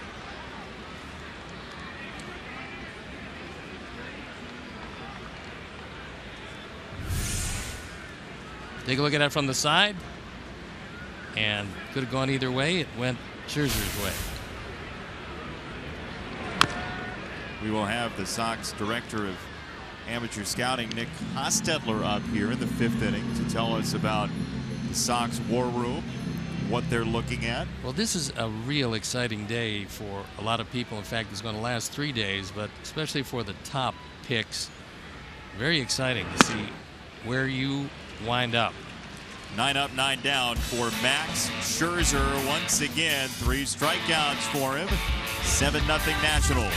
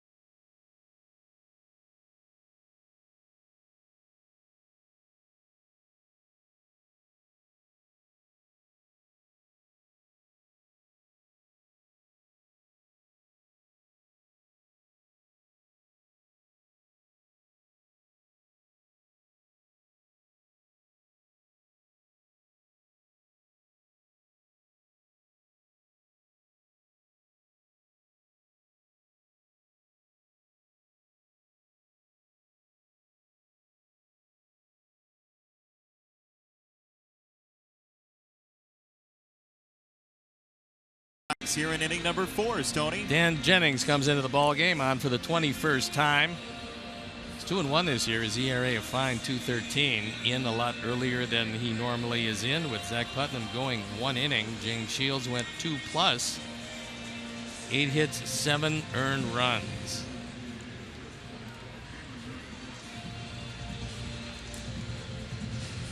So Jennings after Putnam. Last night the Sox went Jennings, Albers, Duke, Perk to close out the ball game after 4 1/3 for Matt Latos in his starting spot. 5 hits, 6 earned, 4 walks, and a strikeout for Latos last night. Jennings to stand against Daniel Murphy. Jennings, a former NL East guy with the Fish. When I talked with Dusty Baker about last night's starter, Joe Ross, and the fact that he didn't have much command of anything, and I thought he was throwing high fastballs by design. And Dusty said, no, he's a sinker baller, and it wasn't that the scouting report said throw everybody high. He said it was 7 days between starts for Ross. He was overly strong. And because of that, when your arm feels too good, especially for a sinker baller, you keep everything up, much to your detriment. And last night, Ross only went 4, gave up 5 runs on 4 hits, did not qualify for the win. Well, how do you counter that as a pitcher? When you have off days, if you're going to be the 4 or 5, normally the 5th starter, you're going to be pushed back. That's just what happens. I mean, you want your 1 and 2 guys out there as much as you can possibly get them. So somebody is going to be extended, and you try to throw one more time between starts. But again, it's very difficult for a sinker baller when he's too strong. So there is a walk to the first man that Jennings faces. Let's give you your Sox Math question for tonight. First one in with the correct answer on Twitter, hashtag SoxMath. There's Louis Aparicio with a Sox Math t-shirt on. Number of picks the Sox have in the first 50 picks of this year's MLB draft. Multiply the overall number by the first Sox pick of the first Sox pick. Add the number of the third pick, subtract the number of the second pick, and you will have the Sox Math answer for tonight. Hashtag Sox Math, a draft edition on draft eve for you. Wilson Ramos with a runner on. Jennings feeds in strike number 1 of his night. Look at those gaudy numbers. Slugging percentage, .558. You got a catcher with those kind of numbers, it is very much a luxury. And Ramos throws it real well. He's got some other things he has to refine in his defensive game, but the arm is very strong. They got him from the Twins, as we've talked about. A guy who's he's had some odd injuries. He was trying to track down a wild pitch pass ball a couple years ago. Got hurt in the process of doing that against Cincinnati.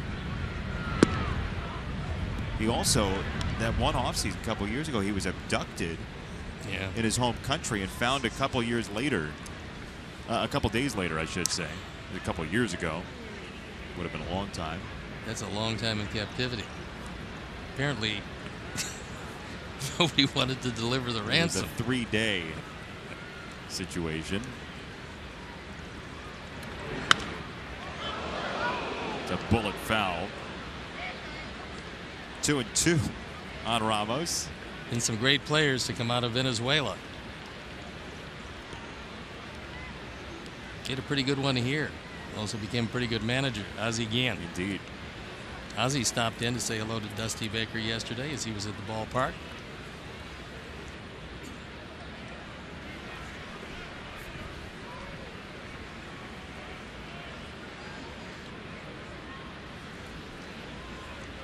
Two.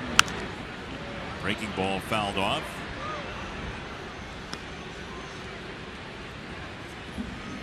Ramos, he was at home with a couple of his family members, and these guys just stormed the house, took him out of the house, and he got taken to this mountainous region, and then found via an air, sort of a helicopter surveillance situation. They found him and freed him.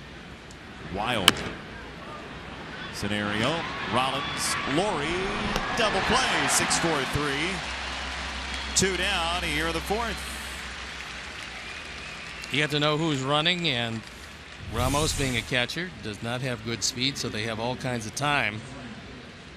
And pretty easy after that. We're going to show you the top 10 projected draft picks. I've narrowed it down somewhat, however, as the Sox and a lot of teams have made sure that they just don't like to draft high school pitchers with a very high first-round pick. It's the most dangerous draft pick you can make, the riskiest.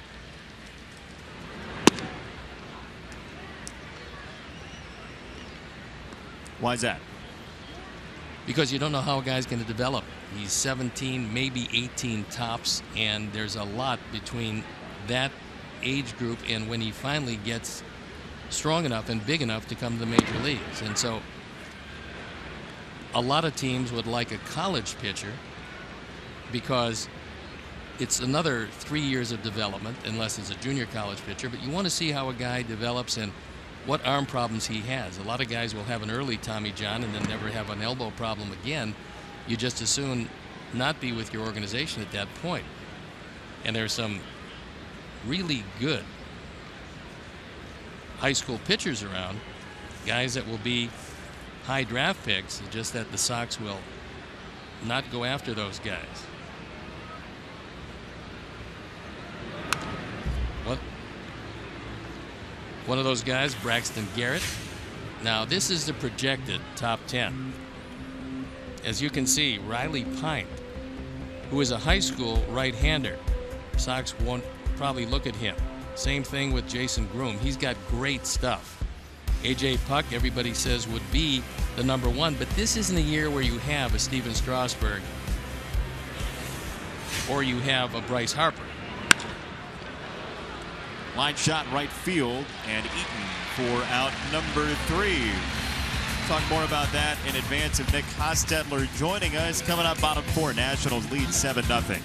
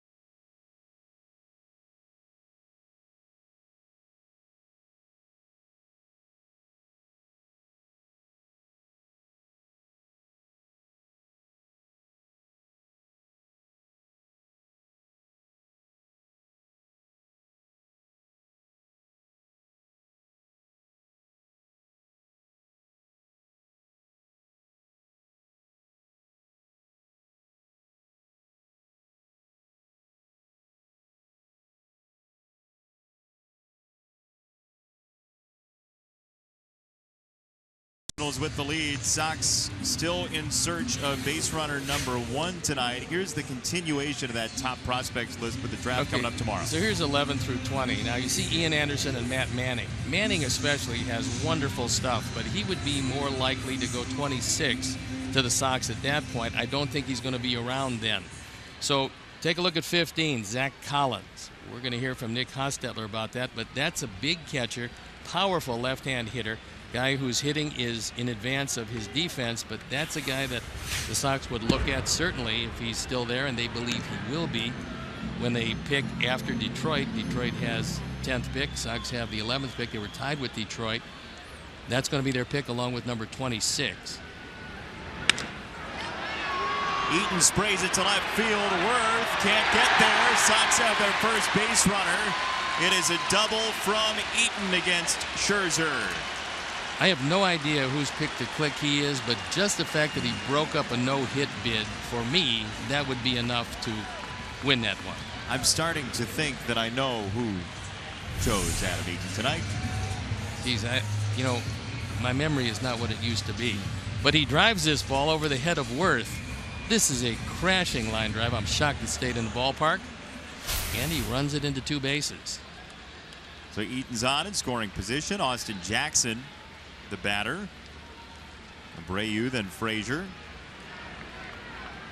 Sox trying to rumble back in this game with a hill to climb, down 7-0. You were talking about Collins, and I'm no scout, right? No. But I had Miami's regional last year, so I saw Collins for a small period of time, but a couple days in a row. And the one thing, he's a big boy. He is, yeah. He passes the eye test 100%.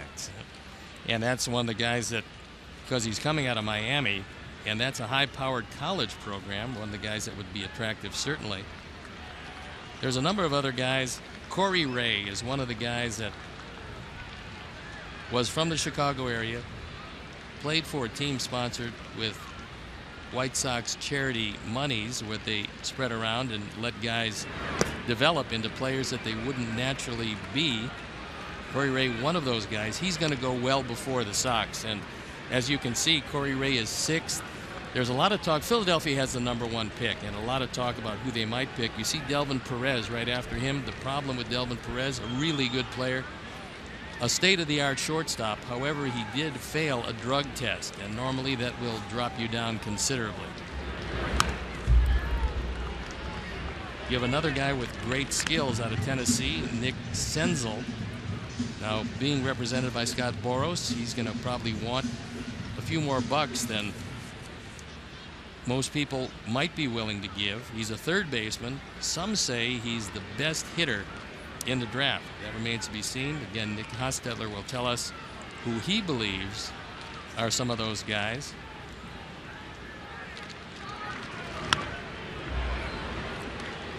Again, the depth of this draft seems to play into the Sox hands. There's no doubt. 3 of the first 49. Right.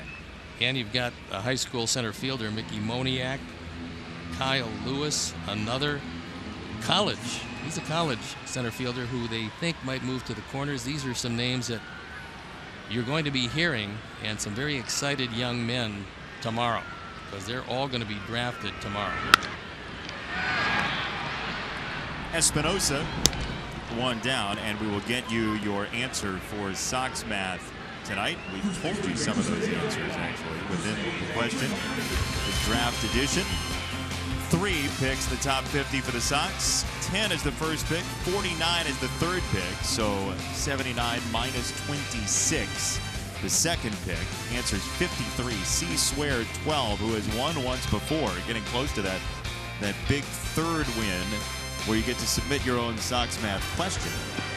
You have some zoo passes for him. So, where did those go? Do we still have those, the zoo passes? Well, like so many other things, as you well know, I have them in my case. We also need to, tomorrow we're going to have the ribbon from the Oriole Park Elementary School. And by the way, I was told that Sheena Quinn, you were asking me whether or not the Director of Public Relations graduated from that school. She actually just lived in that neighborhood and so knows of the school. She went to a different elementary school. So we were laboring under a misconception. We were, yes. Sheena did graduate from the other school, however, which is good news. Abreu on 0-1. As a strike, 0-2 from Scherzer.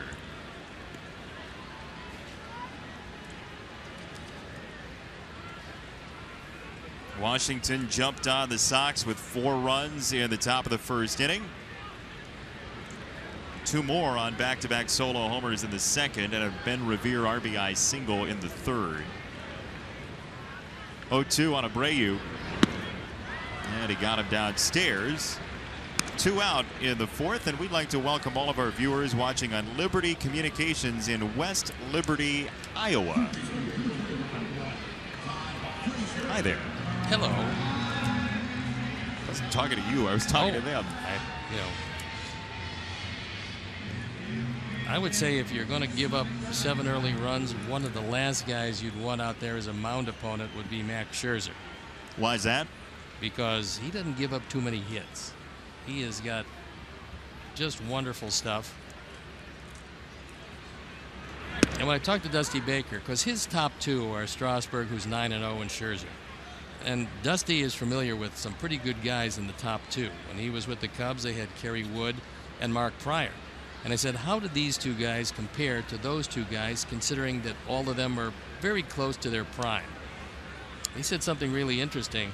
He said it's kind of flip a coin. It's hard to pick them, although Scherzer has a Cy Young award. Neither of the 2 Cub pitchers did. But he said the guy with the best stuff overall was Mark Prior. Really? Yeah. He said in 2003, Mark Prior, when he came back off the disabled list, he had a collision with Marcus Giles at second base, came back off the DL, and for the rest of the season completely untouchable. And Dusty, in his estimation, thought out of all these guys, and they all have great stuff. You can tell you go 21-3 for Scherzer one year, win a Cy Young award, you've got great stuff. He liked the stuff of Mark Prior over all of them. I would have guessed Strasburg. Strasburg has excellent stuff. Well, yeah, sure. Not that it's the definitive answer, but it's Dusty's estimation. Espinosa to first, and the inning comes to an end. Nick Hostetler will join us next, the Sox Director of Scouting. 7-0 Nationals.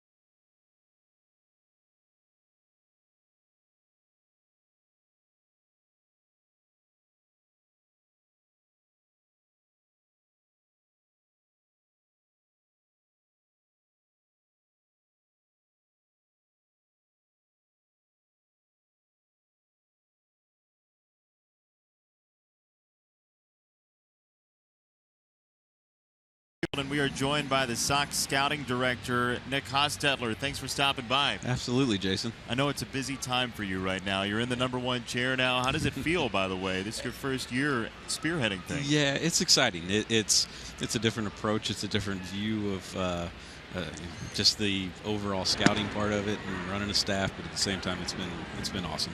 What's your focus with 3 of the top 49 picks? Yeah, I think for the most part, talking to Rick and Kenny and getting an overall view of where we're headed and a plan. I think for the most part, we've addressed the just getting better in the baseball player aspect. You know, getting guys that put the bat on the ball, control the strike zone, guys that throw strikes, pound the zone. Make sure we add as many guys like that. How do you find that? What's the best path to that type of guy? Yeah, you know, I think using all of our tools, whether it's our scouting eyes, our reports, but also the analytics part of it. We use the numbers. We look at every different piece of the pie that we can to make sure we limit the mistake rate. A couple of things that you usually hear at this point, and I want to know your philosophy on it. Is it best athlete available? Is it pick for need when you have the 10th pick and then the 26th pick? Yeah, we go best player available. You know, we don't want to start picking for need that high.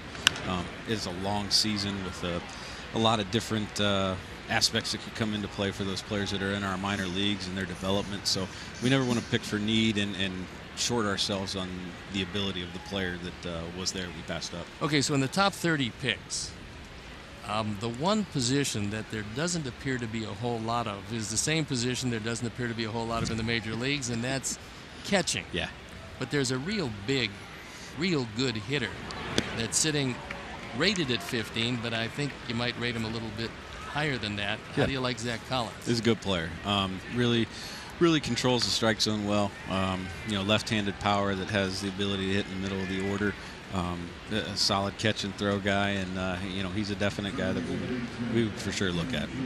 And your philosophy about high school pitchers as high as the 10th pick, because there's going to be, I mean, there's some really good high school pitchers. Riley Pint is really good. Jason Groom has great stuff, as you know. I don't have to tell you about the quality of these guys, but there's a lot of high school guys that are going to go in the first round. What's your philosophy of that? You know, this year's probably the best high school pitching year in a while, and just pure stuff-wise, these guys have electric arms.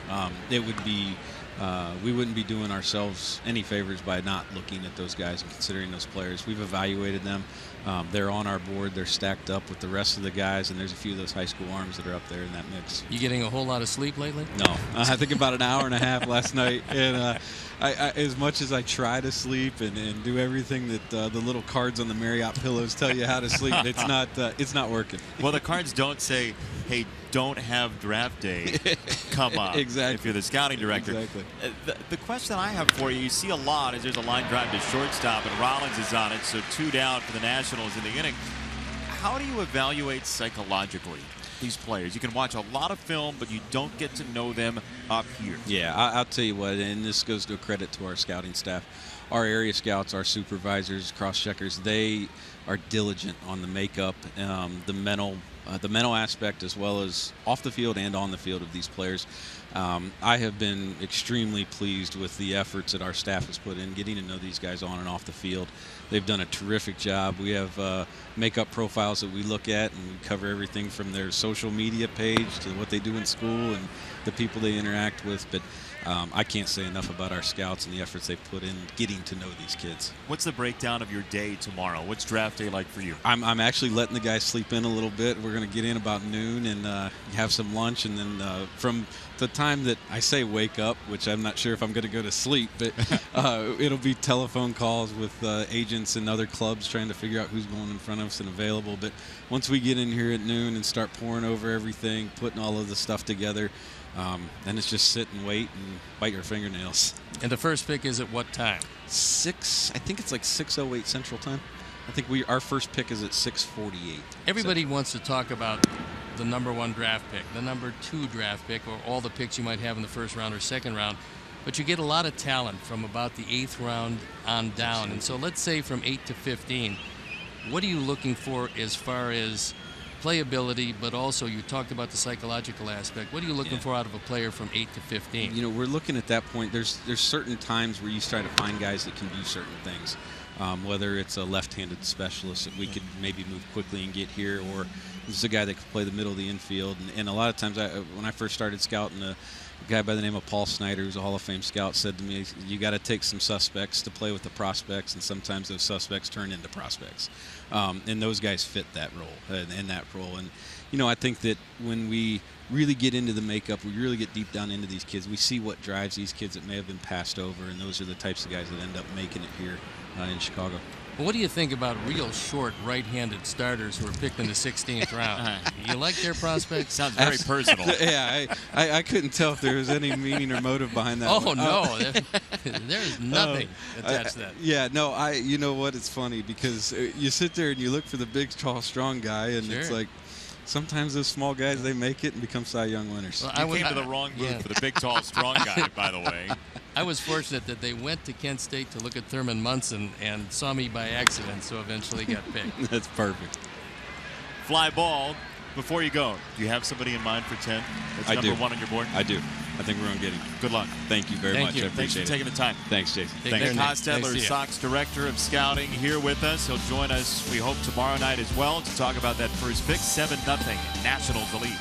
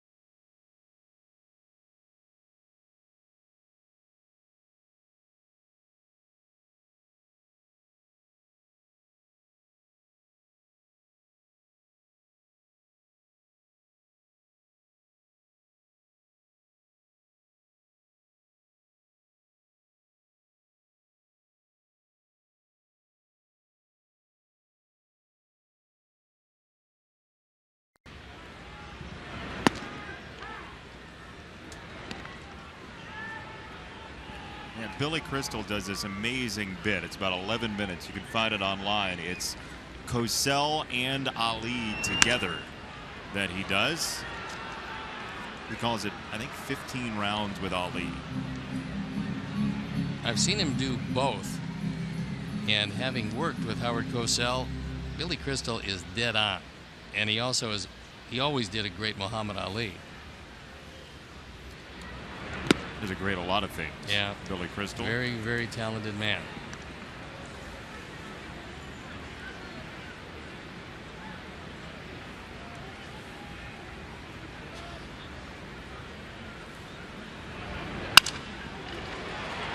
Right field and down. Base hit for Melky. Second hit for the Sox tonight. Time now for the Lowe's home field advantage stat. And Melky's hands are still buzzing after hitting that one off the end of the bat. And it is Melky here at U.S. Cellular Field.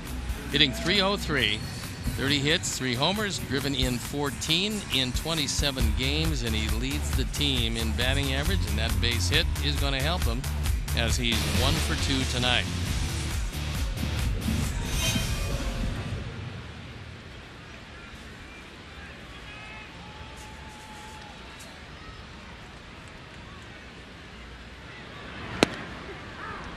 First pitch outside to Jimmy Rollins. 1 ball, no strikes. It was great to talk to Nick Hostetler about the draft. He is fired up, and rightfully so, with 3 picks in the first 49. Well, he is really fired up. And I think his chances of sleeping tonight are nil. We said he only got an hour and a half last night. When it's your first draft and you're in charge of everything that goes on and you're going to hang your name on these draft picks, you got to be amped. Oh, yeah, it's your livelihood.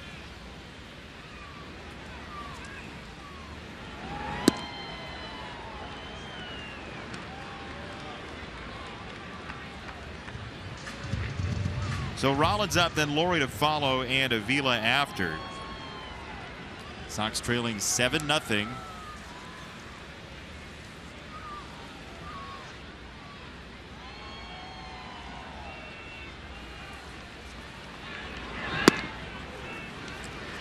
Downstairs, 3 balls and a strike on Rollins.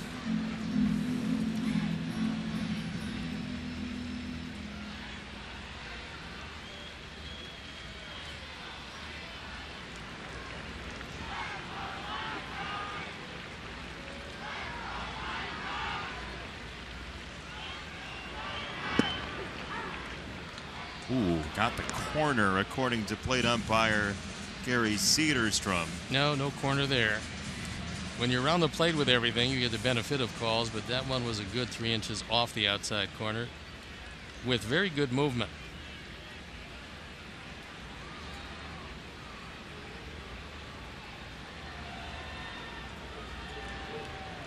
Three-two.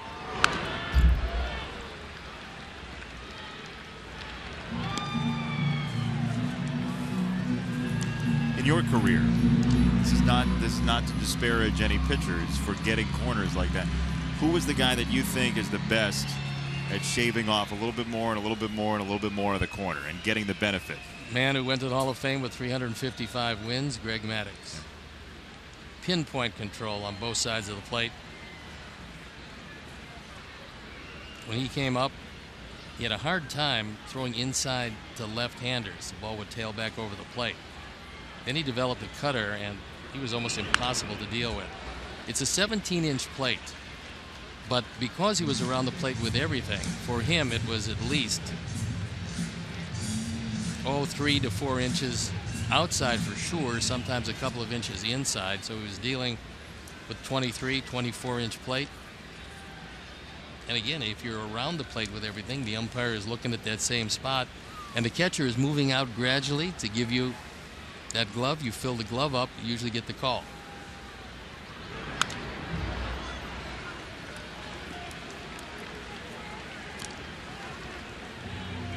Still 3-2 on Rollins. He was looking for his first career hit against Max Scherzer.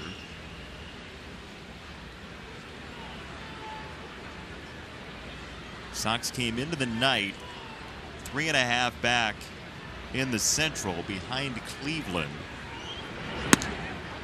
That is ball 4. 2 on, nobody out for Laurie.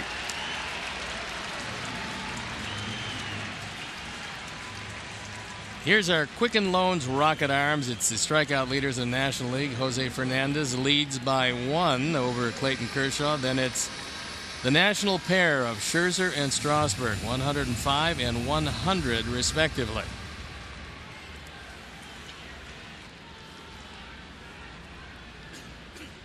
Two on one team in the National League especially makes for a very formidable starting rotation. They also have some great arms in the National League East. We saw that Met team, and Dusty was talking about the fact that they got to play him 18 times, and that's no day at the beach to face that pitching staff, nor is it to face the national pitching staff. Third base, Rendon wants 2 and only gets 1. Well, in the land of the triple play, it's odd to see the effort not even made to try and turn it.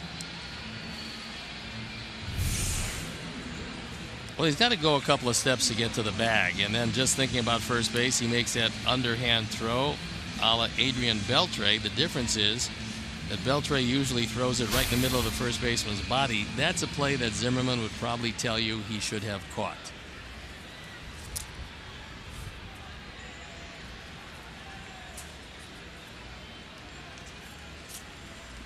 So, instead of the double play, you get 1. Alex Avila is the hitter. And ball 1.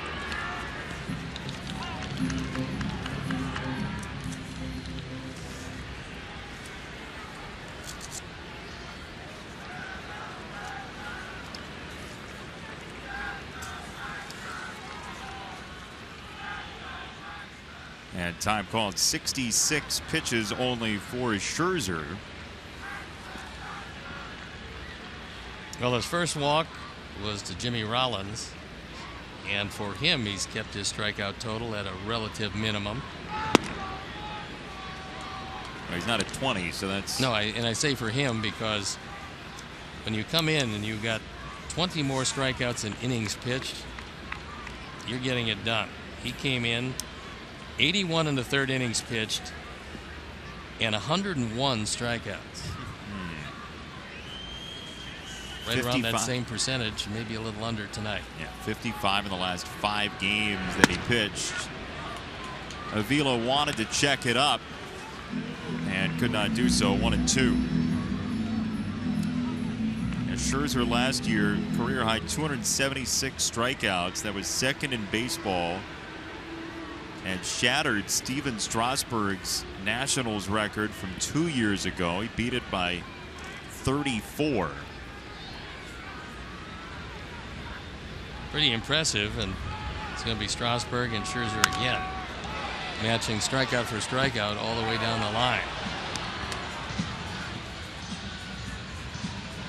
And we said game 1 yesterday, the Nationals starting pitchers lead baseball in pitches thrown per outing, and that's part of the reason they have huge strikeout totals at the front end of that rotation. That said, it's still a much higher number than last year, about 11 pitches more per game for starters than last season, starting this series yesterday. Similar swing, and he got him again with back-to-back check swing strikes. This one for the punch-out, and 2 down in the 5th inning. That's the straight change from Max Scherzer, and because it's the same release point and the same arm velocity as his fastball, it's almost impossible to read. So your eyes are telling you fastball, you go out to get it, it's not there, it dips out of the zone, and he can make a lot of very good hitters look foolish because of that straight change, and he came into the league with that, and it's only gotten better as he's moved along.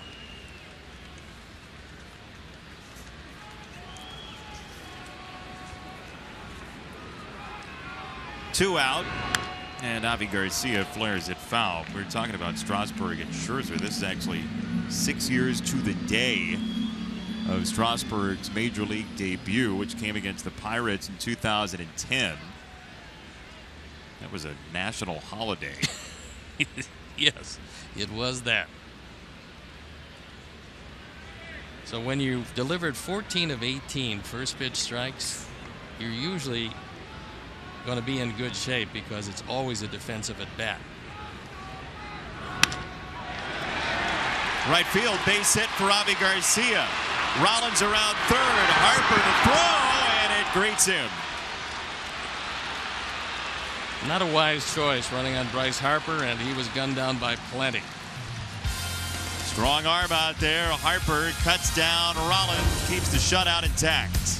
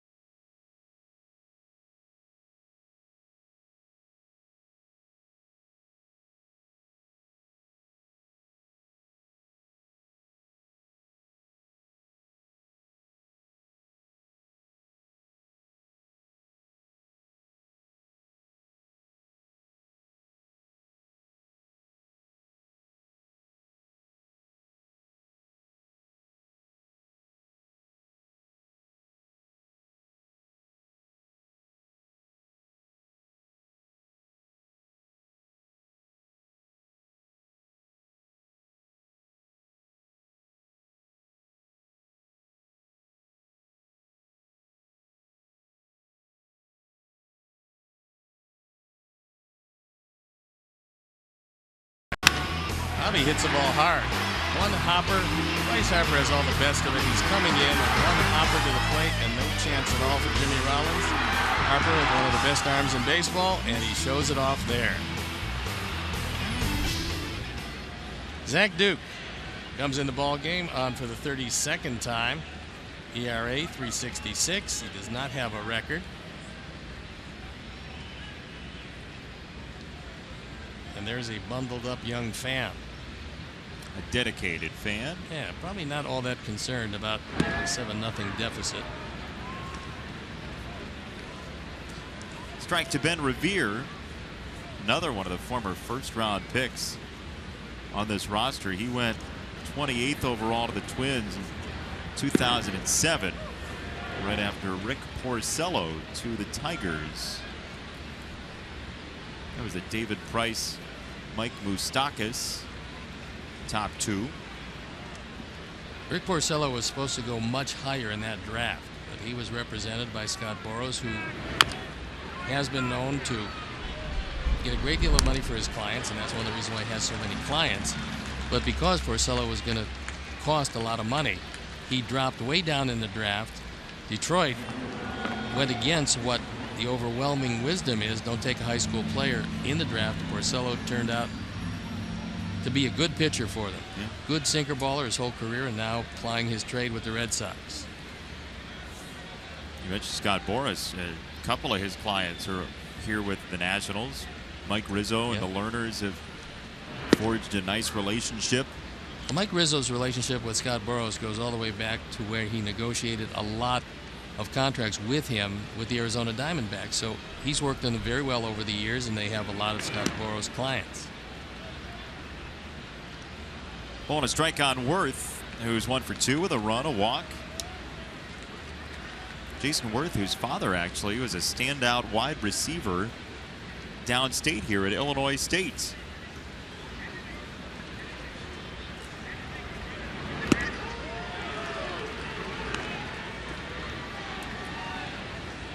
Well, I would think his son made a pretty good decision, because he's made a great deal of money in this game, and when healthy, he's been a very good player.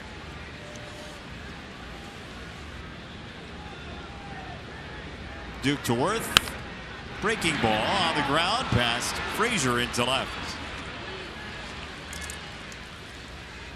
Support Sox Serve Week and purchase a mystery Sox pack presented by Comcast Sportsnet. Premium backpacks include jerseys autographed by White Sox greats, including Frank Thomas, Carlton Fisk, Chris Sale, and more. All proceeds benefit White Sox charities.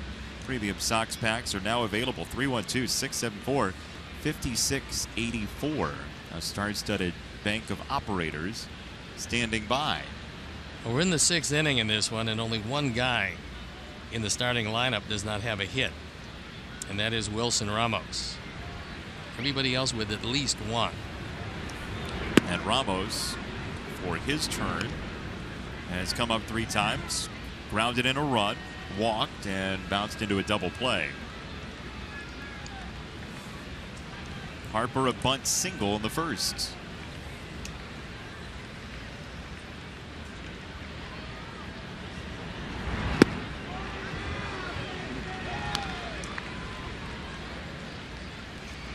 Ball and a strike on Harper.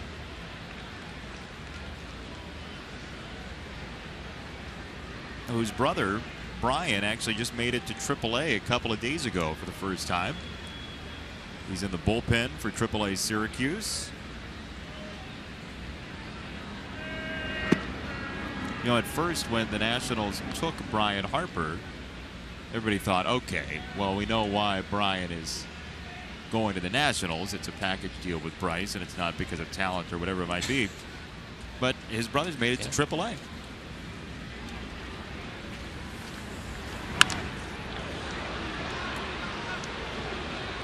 Well, there are not a whole lot of guys that you would tab as special players. But looking at the skill set that Bryce Harper had, he pretty much was known to be one of those guys that was going to be a star. Assuming he would stay healthy, he was going to be a star. So you do whatever you can to make sure that he's your star.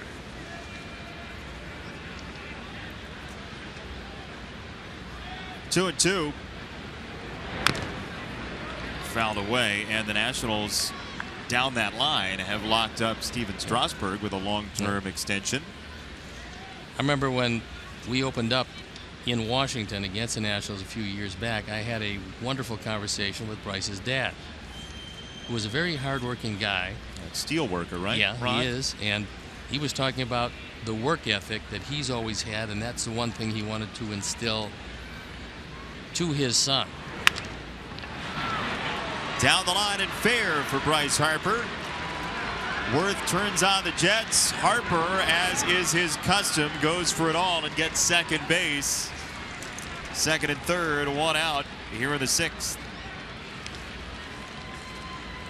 This is one of the reasons why Bryce Harper won the MVP unanimously last year, because he will go the opposite way even though he prefers to pull the ball. He takes his pitch away and takes it right down the line. You have to shift on him because he is primarily a pull hitter, but he's got a bunt hit tonight, a hustle double, and he's 2 for 4. Leaves the Nationals with second and third, one out in the sixth. And the infield in for the Sox.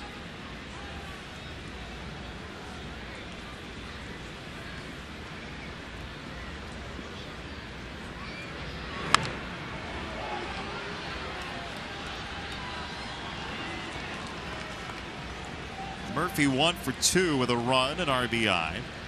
Both came in the first inning, then a walk in the fourth. The first batter to face Dan Jennings. James Shields 2 innings plus, 8 hits, 7 earned runs tonight. Putnam 1 inning, Jennings a pair. And now Duke gets this ground ball to the 5-hole. Boy, that's a terrific play, because that was a rocket as Murphy went right back through the middle. This is why you have to be the 5th infielder when you release the baseball. And he's able to spear it, then make sure that he's looking at Jason Worth to freeze him at third, and makes the play.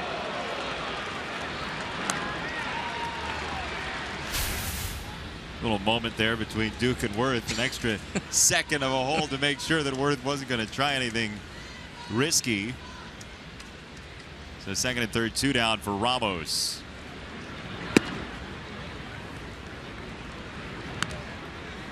Game 3 of this series tomorrow is once again a 7:10 start time. Gio Gonzalez and Miguel Gonzalez back in the rotation after a brief stint in the Sox bullpen. Carlos Rodon being skipped this time around with some neck pain emanating down through the shoulder into the bicep. And Alex Avila is just, you could paint a red ring around him and a white ring and then another red one and a white one. He's a big old target back there. Ooh, that's not good. Yan Gomes, by the way, had a similar occurrence. Wasn't good then either. Yan Gomes, the Indians catcher, and Alex still feeling the effects of that and wondering why he took up catching. That's the existential moment that happens. Yeah. Ball and a strike outside. To me, it happened when I was 10. I started out as a catcher and then got hit a number of times and thought that, boy, this is not good. So I then went to the infield and then eventually found my way to the mound, which, if you avoid the line drives, is actually a better position. The mound? Yeah. Than catcher? Yes. Yeah. Considerably better. Broken bat, ground ball. Rollins on the approach. That'll do it. Ramos retired. 2 hits stranded. We will play bottom 6 next. 7-0 Washington.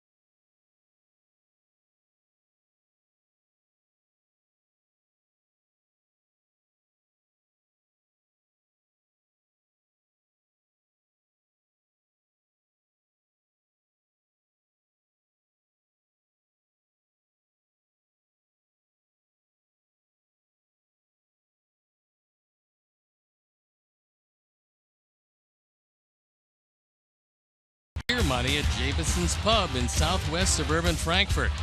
Come out for the fun, test your sports trivia knowledge, and try to win cash.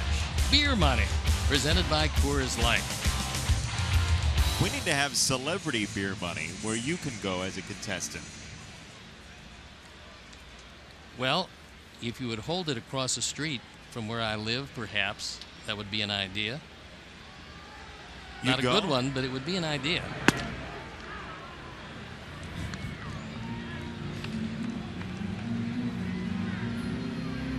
One strike on Adam Eaton.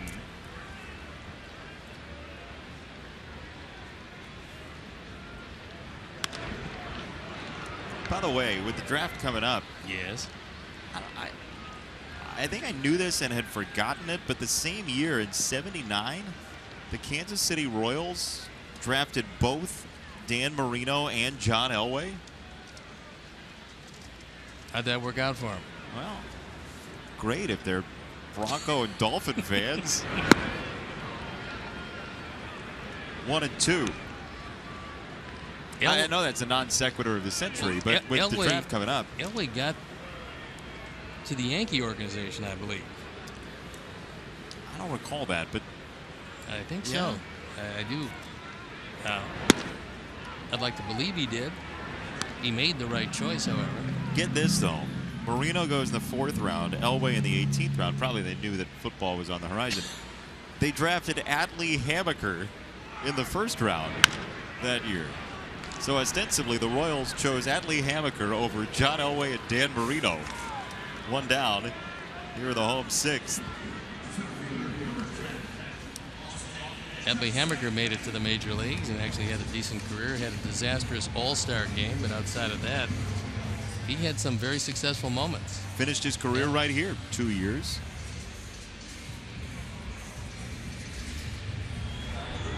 Now Austin Jackson, who's nothing for 2.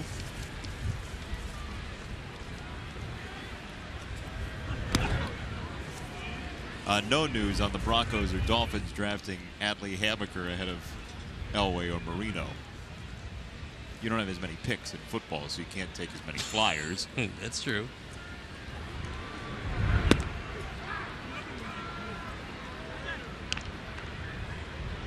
Well, this one went south in the 1st inning. Nationals put up 4 runs. Ryan Zimmerman, a 2-run homer. Daniel Murphy, an RBI single. Drew for out number 2. So you're going over the 1st inning, and we talked about the heads-up bunt by Harper, and that seemed to open things up because then a wild pitch. Murphy takes one right off the ground and drives in his 38th run.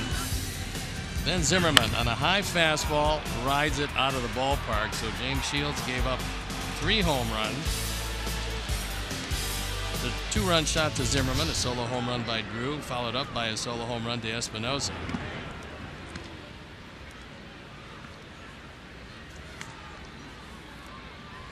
And the Nationals leading 7-0. They would, with a win, go to 13 over, and they would have their 21st road win. They're 20-12 away from Nats Park this season. That one almost got him, but he turned away the right way. And when I talked with Dusty Baker before the game, he was talking about guys not knowing how to turn away from pitches these days. And he was talking about guys that dive to the outside corner, they lock themselves in and usually wind up getting hit. Watch what Abreu does. He spins back toward the catcher. That's what you're supposed to do. That's the way to get out of the way of getting hit and make sure you don't get hit off the lead elbow. Now, a lot of guys pad it up. Jose Abreu does not. Inside out swing and a base hit for Abreu with 2 out, as opposed to spinning into the pitch. Well, no, what happens is that guys will dive to the outside corner because they're standing off the plate or they have an open stance. And instead of turning away, they've locked themselves in, so they get hit by pitches that Jose wouldn't. Now, he's been hit a few times. As you see, very good inside-out stroke, and he delivers a base hit. The 4th against Scherzer, who's been pretty stingy in that department.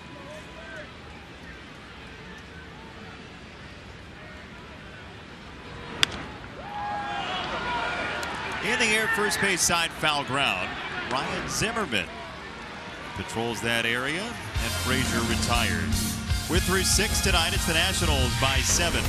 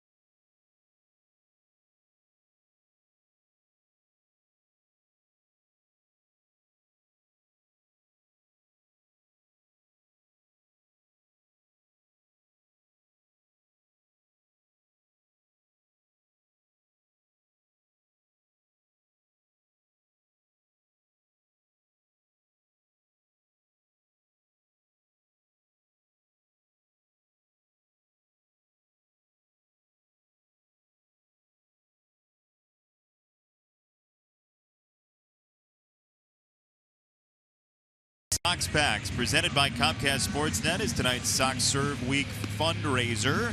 Purchase a White Sox backpack filled with autographed items, game tickets, and promotional items. A limited number of backpacks are available. Proceeds benefit White Sox charities. To order, visit whitesox.com/SoxPacks or by calling 312-674-5684. That's in real time moving. Our director, Jim Angio, lets us know. And that's, of course, from our moon blimp. We just invested in that. Yeah. After the expanded pitch tracks that we purchased yesterday. And Nate Jones comes in the ball game for the 25th time. He's 2-1. His ERA 3.18. So he's going to pick up a stint. Is it Miller time yet? Who? Did we do that? Not yet. But You're talking about the Miller moment? yeah, the Miller moment. Yeah, we could have done it there. Well, that was his Miller moment. Yes. And great seats for it, too, by the way. The Magellan Scout seats down there. Here is Zimmerman. And Nate Jones' first pitch, a fly ball to right. Adam Eaton in pursuit and crossing into foul ground. He makes the catch. One away. Time now for America's fastest growing sensation. Sticks and Stone. How did you do against Larry Parrish, the former Expo, Steve? Well, I'm sure he was a delightful guy. I just don't remember. No, I would say that I was going to say, not tonight on the Don't Remember. being a right-hand hitter and all, I don't remember the beard. I think he faced me beardless. I think you made him a little bit tougher hitter. Well, can we jog his memory and get a beardless picture? Ball one to Rendon. I remember him being a very big man. Yeah. And because Montreal brought up some great players, I would say he probably got more than a few hits. He's a longtime manager of the Toledo Mud Hens in the Tigers organization. Larry Parrish, a favorite of Corporal Klinger.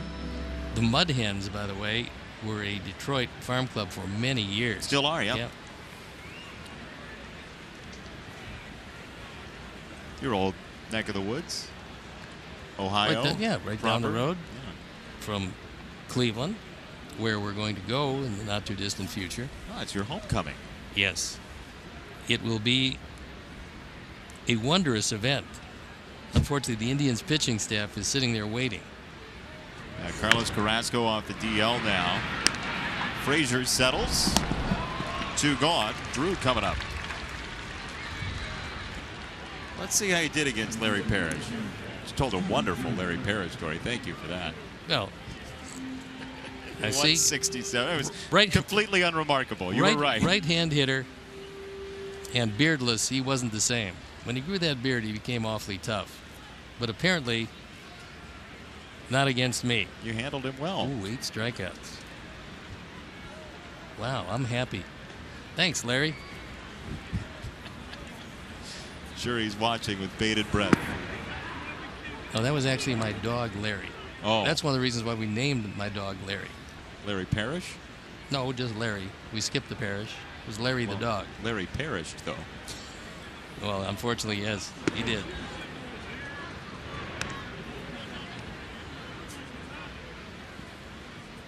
Ball and a strike on Drew. Nationals 4 in the first, 2 in the second, 1 in the third. That's all your scoring tonight, and Drew was part of that with a solo homer to lead off the second inning.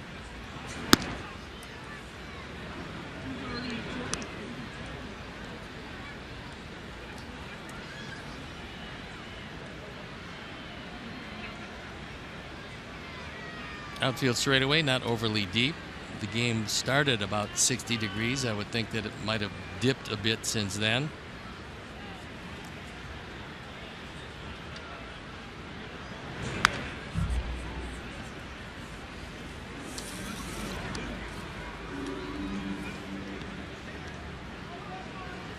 Two and two on Drew. So I think you were just about to ask yourself, who's pitching in tomorrow night's game? Steve, who's pitching in tomorrow night's game? Funny you should ask. Gio Gonzalez will match up with Miguel Gonzalez. So it's a Gonzalez-Gonzalez matchup. We have the right-handed Gonzalez. They have the left-handed Gonzalez. And Gio was a former Sox pitcher. In fact, twice he was here. There you look at the numbers. Miguel had one stint out of the bullpen, and he threw the ball very well. Hopefully he carries it over to tomorrow night. There's strike 3 from Nate Jones, and a quiet 1-2-3 inning for him. Stretch time in Chicago, 7-0 Nats.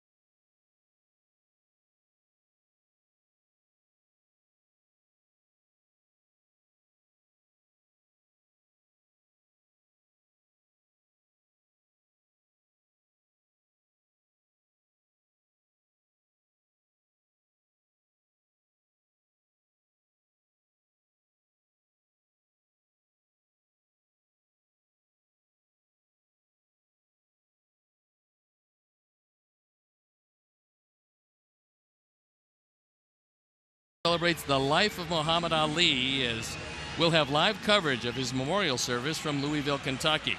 The Greatest, Remembering Muhammad Ali, begins Friday at 12:30 on CSN Chicago.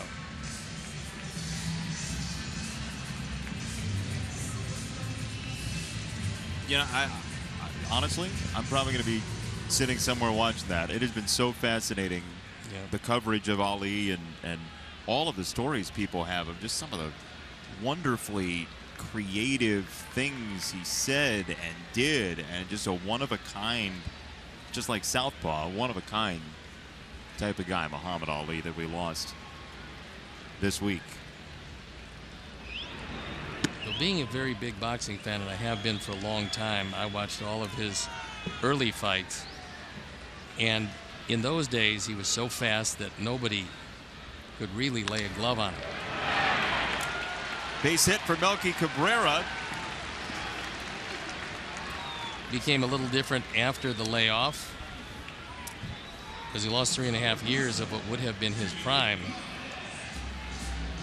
He still was a magnificently smart fighter. He just didn't have the exceptional hand speed and the great movement that he had before the layoff. But what an interesting and great fighter, and did great things later in his life to benefit a whole lot of people that very few people knew about. Even when he was quite ill. Yeah.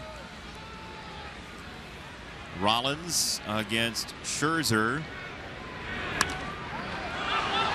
Pitch swerved inside, and Ramos has room.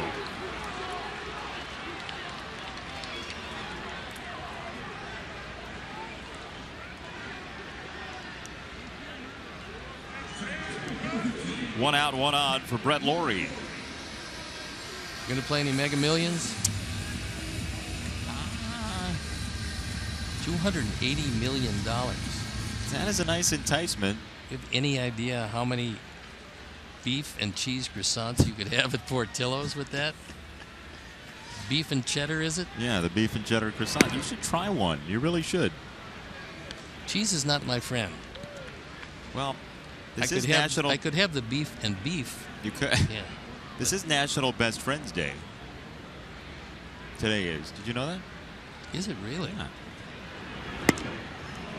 I wouldn't want to spend it anywhere else. But here, Yeah. even if you won the $280 million. Yeah, but with my best friend, Joe Grube. Ooh, the doodler.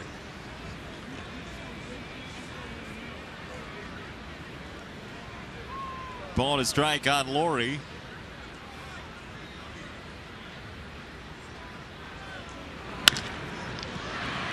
Could be two from Drew. Now, the last thing a second baseman wants is a throw that pulls him to the outfield side of the bag. And Espinosa obviously knows that, being a former second baseman and current shortstop. This looked like an easy two, but for the throw that pulled Drew to the outfield side, they could not then complete the double play, and Brett Lawrie is going down as fast as he possibly can, even in a one-sided 7-0 ball game. That 5-hour lethargy is still available. He really is. I mean, you watch Brett Lawrie around the batting cage, and you watch him in the clubhouse, and I know fans aren't afforded that opportunity. But what you see on the field is actually the same thing that he is off the field. He is never not moving. No, and he was in a wonderfully animated conversation with Todd Steverson before the game. He was talking about hand position, a number of other things as it pertains to his swing. The one thing that I don't think that too many people realize is how early these guys get to the ballpark and how hard they work, even in the major leagues. I mean, just to stay here. And if you're here, even if you have a big contract, the pride of performance gets you to just continue to bear down on a daily basis. Because if you don't have that kind of concentration and that desire to excel each and every day on each and every play, then things aren't going to work out well for you, and you're probably going to find another line of work. Or you're going to end up on a different team that you didn't want to be on. You want to stay there for a long time, but you don't perform the way that you planned on. Suddenly you're in AAA. Colton Wong with the Cardinals is having that very same thing happen. Just got a long-term extension. And he's a wonderfully talented young player. But the Cardinals, trying to stay relevant in the Central, just decided that they had to make a change. You were extolling the virtues of their young shortstop, and it looks like the Cardinals have got themselves another really good player. Yeah, Johnny Peralta comes back, and they don't have a place for him at shortstop. They're having him play third base because this kid Diaz is so good. Ball and 2 strikes on Alex Avila. Scherzer misses down and away. 2 balls and 2 strikes. Lawrie at first. Sox in search of that first run. They had a chance to score in the 5th, and Jimmy Rollins was thrown out at the dish by Bryce Harper to retire the side.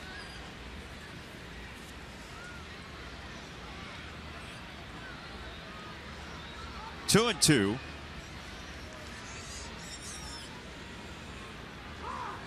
And time called. Scherzer. He was in his delivery, and what most pitchers are taught to do in that situation is just make a pitch. Throw it over the catcher's head, lob it, do anything but stop short, which is what he did. But he kept his hands close to his body, so I'm sure that he'll come away without any problems. 2-2 is strike three. Scherzer with his 6th punch out tonight. And we are past 7 this evening. 7-0 Washington. It stands.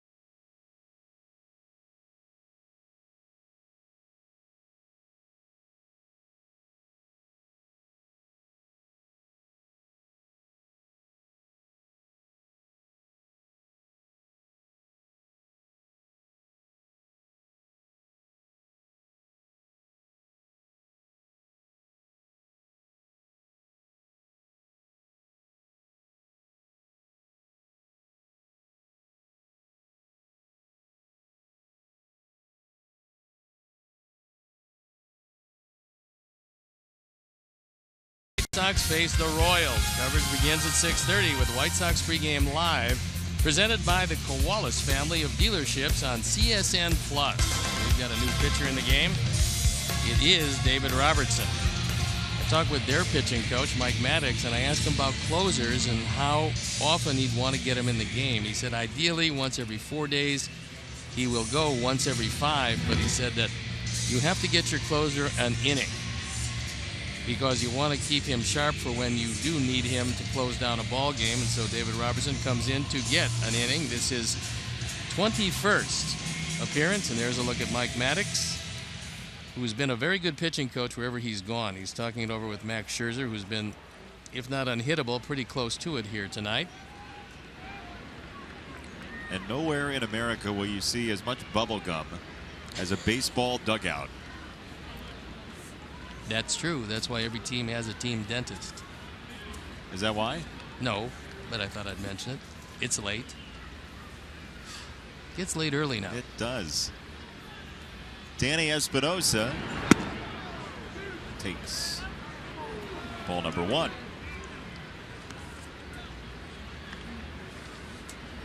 Well, you were talking about the Royals coming into town, and they have just been swept by the Baltimore Orioles tonight.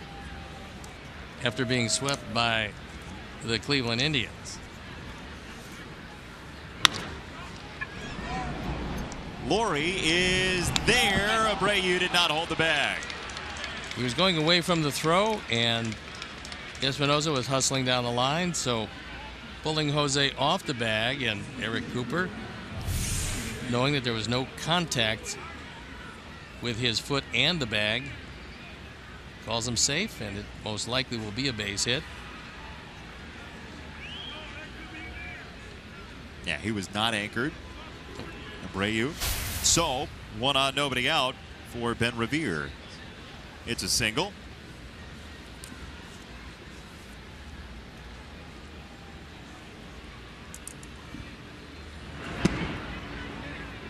You know, with the Royals losing streak, the Sox troubles on the road trip started with Kansas City. Yep. And at that point, the Royals looked like they were going to be unbeatable again. Well, you saw that collision down the line, and that's had a huge influence along with that collision at home plate, although Salvador Perez is back. But that collision right by the tarp here cost him 2 players. Cost him Moustakas for the year and Gordon for most likely 6 weeks, maybe a little longer, because it's a broken bone in the wrist. And when he comes back, they never know what he's going to come back with. It took a while to catch up to the Royals, but it certainly has caught up to them. The point being, when you're watching your team struggle like the Sox have, I mean, nobody's going to argue that they're playing strong baseball right now. Right. 23-10 to 29-29. The point being, everybody's going to fall on hard times. It's bouncing back from it, and when you can do it, that may define the season. Maybe not will, but very well could define the season. Well, look, you take a team that, except for one game, would have won 2 World Series in a row. And you find them now, after really struggling, they're just 1 game over 500. They're 30-29. Losers of 7 in a row. 2-2. On the ground and through for Ben Revere, who's got 3 hits tonight. That's Davey Lopes, the first base coach, former second baseman with the Dodgers most of his career. And so, Felipe Rivero getting ready, and they've gotten a whole lot out of Scherzer. If you can save him some pitches or an inning or 2, you might as well do it. And with that in mind, Rivero is warming up. Would be his 79th career appearance. He was a stalwart in the bullpen last year with 49 trips to the mound. First, Jason Worth against David Robertson.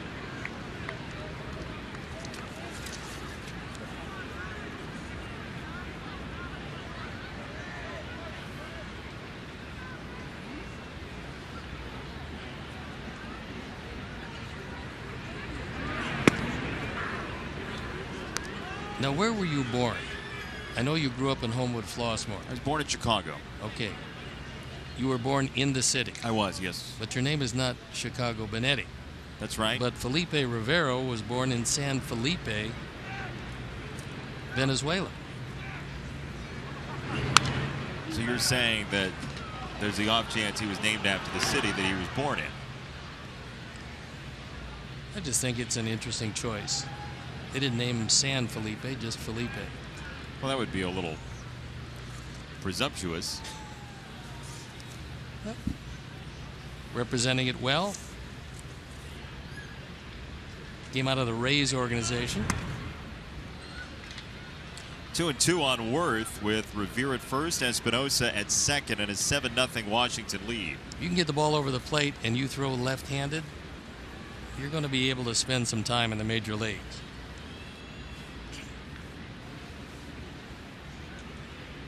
Robertson and Worth. And you said it, what was it, yesterday, right? About closers. Yeah, how they need some innings, but it's very difficult in non-safe situations.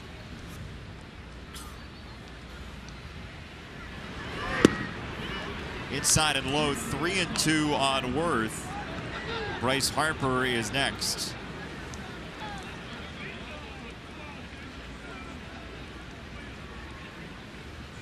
Has his initial guard on his right leg.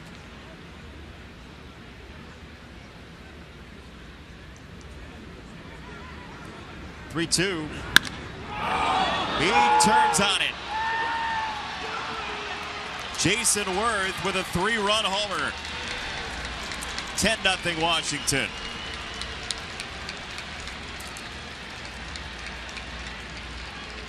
That's his 10th. His 3rd hit of the night, and it gives him 30 driven in.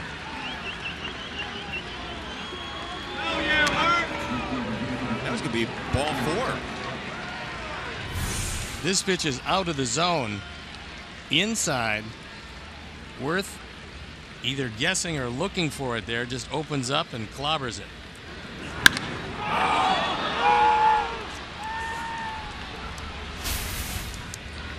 So Jason Worth has home run number 4 tonight for the Washington Nationals. One of the best home run hitting teams in baseball. And here is Bryce Harper. How about 3 games in a row of 10 runs? After not having 10 all year long.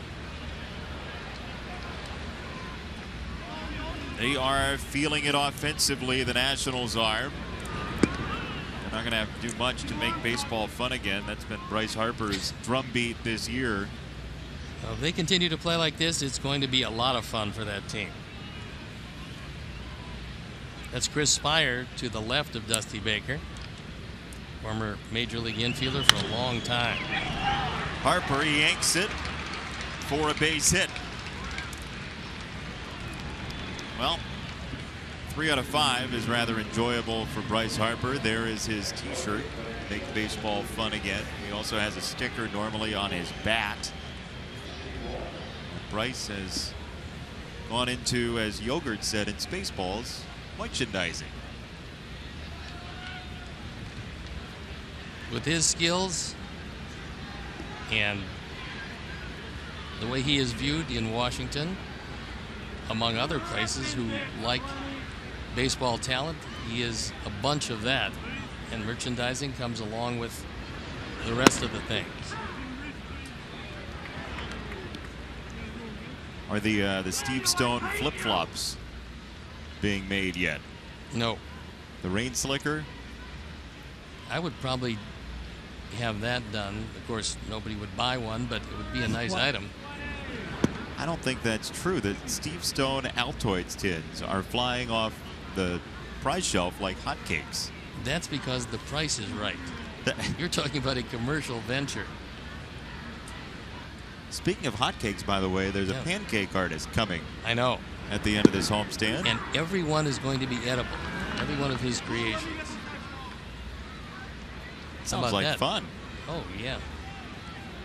Especially with the real maple syrup. You're saying there's a fraudulent maple syrup? No, there's across America? Artificial maple syrup. You Much only want different. it if it's pulled directly from a tree. Well, health is my middle name. Yeah, I don't want Stephen any. H. I don't Stone. want any chemicals in anything that I consume, except for everything I consume.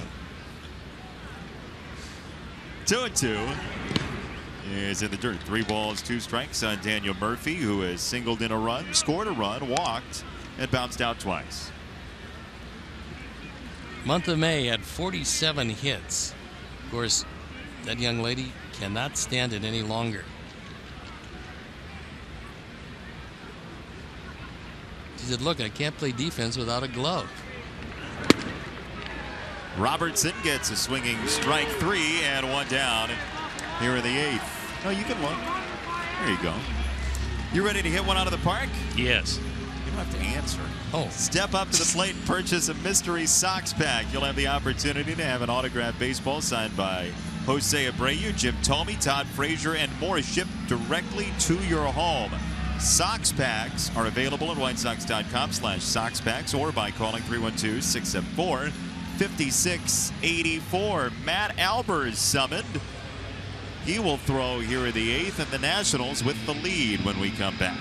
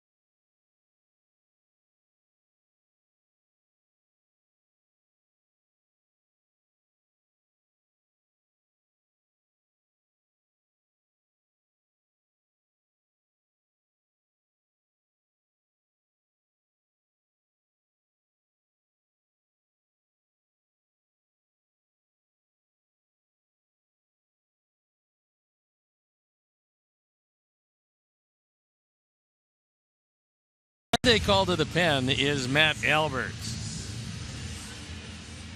7th pitcher of the night. On for the 28th time. His ERA 4.56. He has been oft used recently, Matt Albers. Second night in a row for him, and 3 out of 4. With an off day in between after the Detroit travel day on Monday as Ramos takes ball number 1.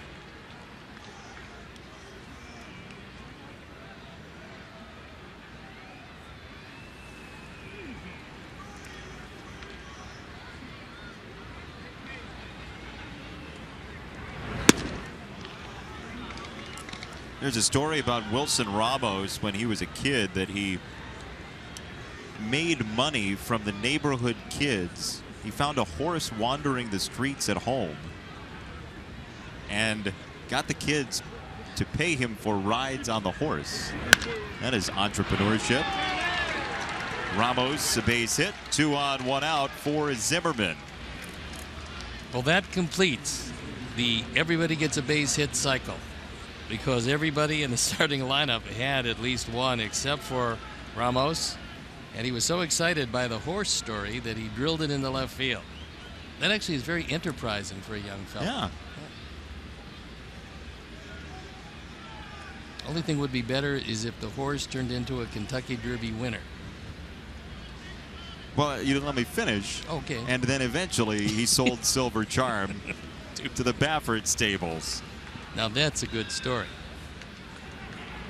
And no, folks at home, I don't know whether or not Silver Charm was a Baffert horse. Thank you for asking, though. Continue to enjoy your night. Zimmerman has a home run in the first.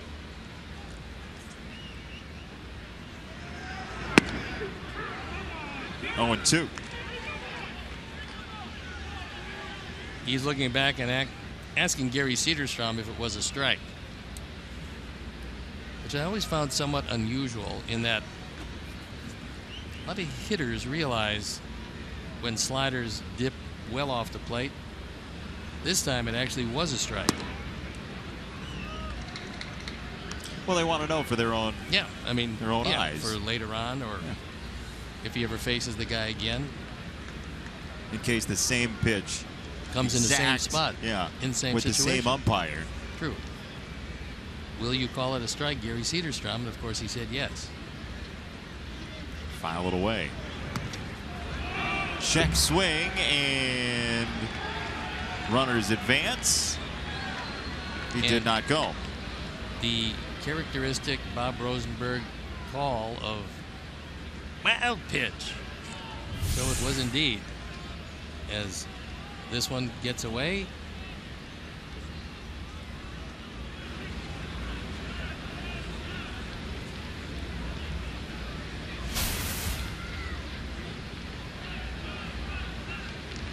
Two and 2.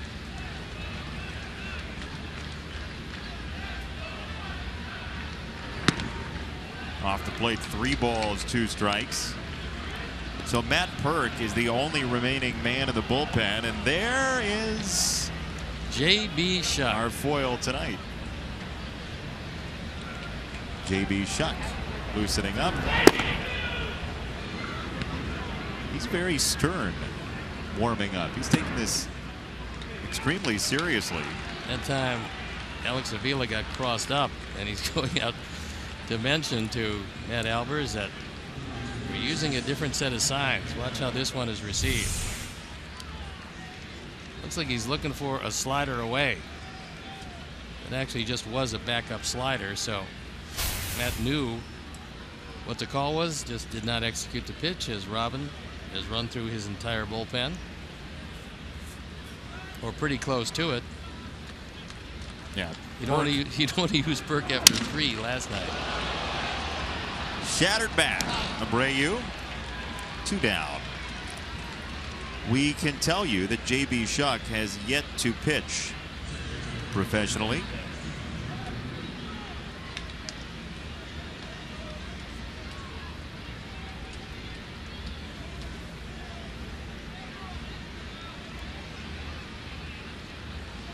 2 down, and Rendon to bat.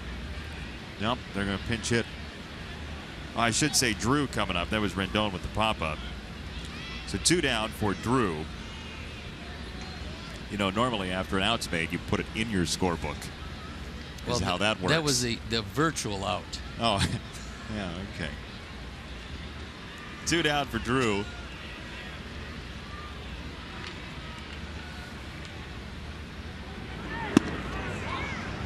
A little bit low. Ball number 1.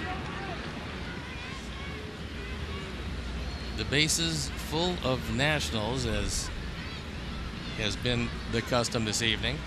They pounded out 17 hits to accumulate those 10 runs. After a 12-hit night last night in the opener.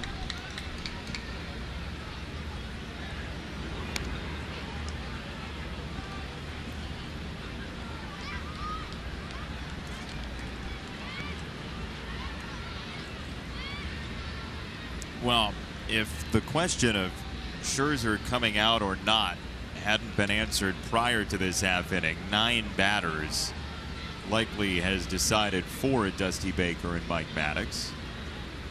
Yeah, they're going to go with Rivero, and I think they were going to go with him anyway.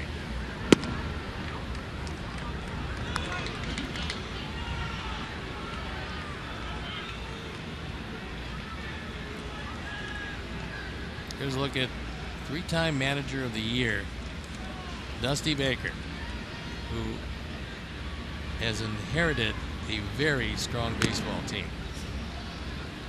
Took over from Matt Williams, and this team is got a couple of things they might want to change, but all in all, top to bottom, it's a terrific starting rotation, and as we've seen, a very good offensive team, and they lead the league in defense, so the holes would be probably in that pen. Fouled away. Well, a lot of these guys have been together, whether it's coming up through the system or in the majors, for a while. Worth and Harper and Rendon and Zimmerman and Espinosa are names, and Ramos as well, who have been with Washington for upwards of half a decade.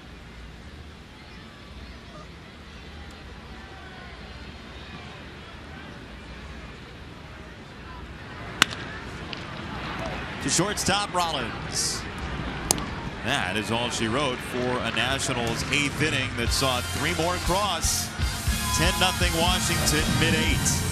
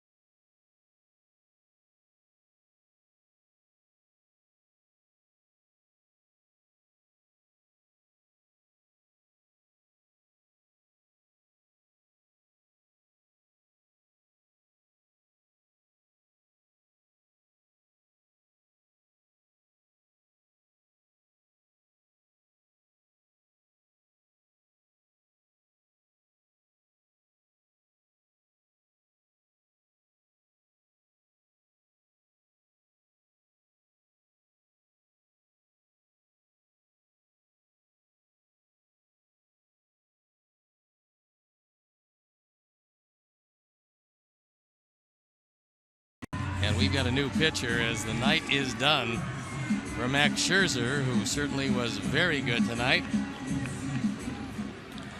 And Felipe Rivero is on for Washington. On for the 30th time, so he's been a fairly durable left-hander. The ERA a lot higher than he would like, but 34 strikeouts in 26 innings, and that is really good. Surprisingly, left-handers have hit him awfully hard, and he's gotten all the right-handers out. Here's one of them. Avi Garcia, the right-hander, swings through strike one.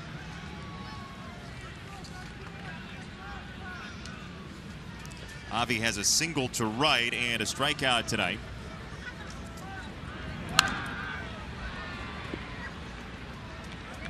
Mentioned tomorrow's game, 7:10 start time. That'll be on WPWR. Then CSN Plus Friday, 7:10. Ian Kennedy, Chris Sale. WGN Saturday, 1:10. Chris Young, Jose Quintana, and then Danny Duffy, Matt Latos as we rejoin you on the main CSN channel. That is your TV listing for the remainder of this week. It's supposed to be very warm over the weekend. And if you can believe it, the ballpark will be livelier then than it is tonight, although Nationals having no problems. So Avi down on strikes. And one away for Adam Eaton. And Rivero doing what he normally does. It's somewhat surprising. Right-handers have hit just 121 against him because he becomes then a situational left-hander, only the situation is against right-hand hitters, which is not the usual thing. But he does strike out a lot of people. He guns in strike one to Eaton. Those are reverse splits. They are, as the kids say. Yeah.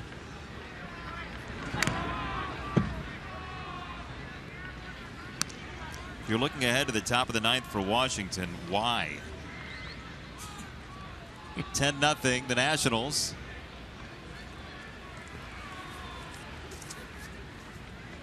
They've got enough runs tonight. Espinosa. Smoothly done on both sides, one away. Two away, I should say.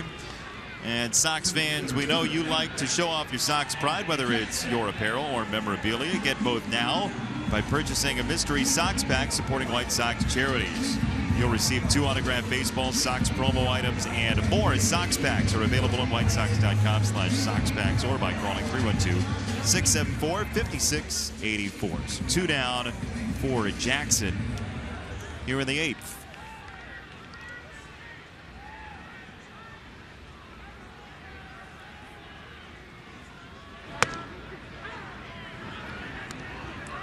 Austin 0 for 3 with a line out, a pop out, and a ground out.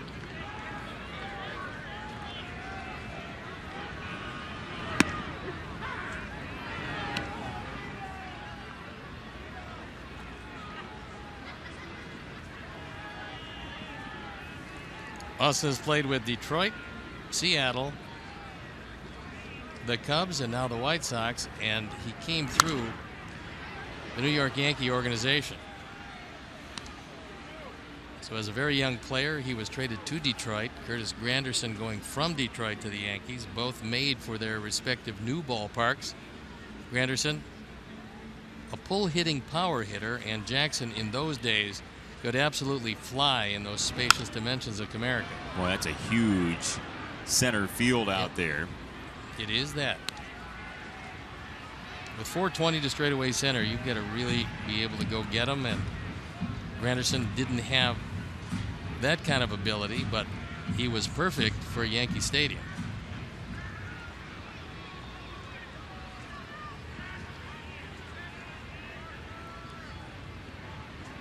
Two strikes. Checked it up.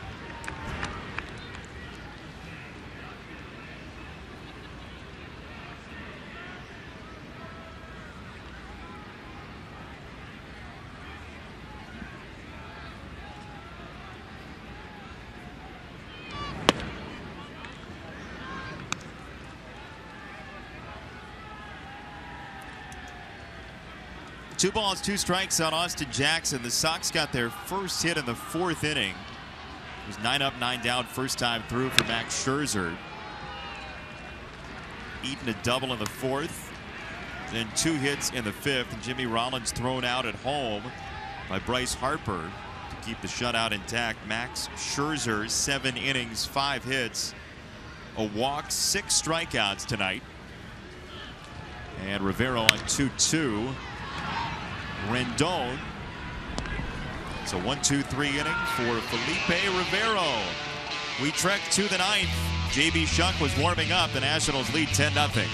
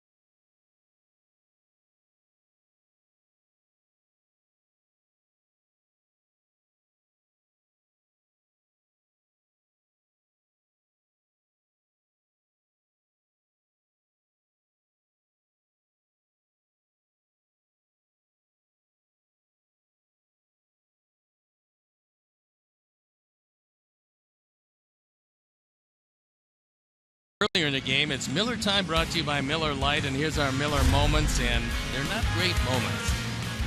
Zimmerman on a high fastball rides it out of the park.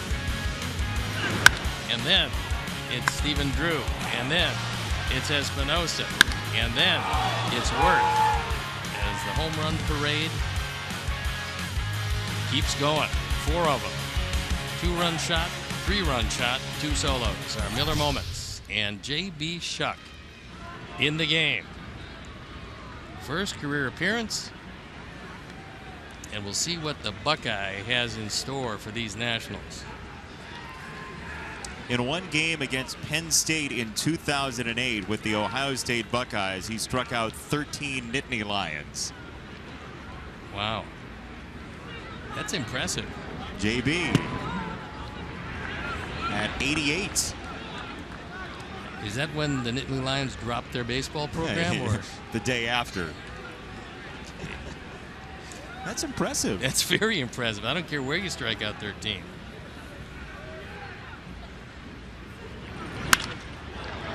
That is a dart for Danny Espinosa, who was one of those guys that did not play for the Nittany Lions. He was at the storied Long Beach State program. He takes it down into the corner as JB trying to get ahead. As the first batter he's ever faced, doubling the left. Never pitched professionally until tonight. And here is Ben Revere.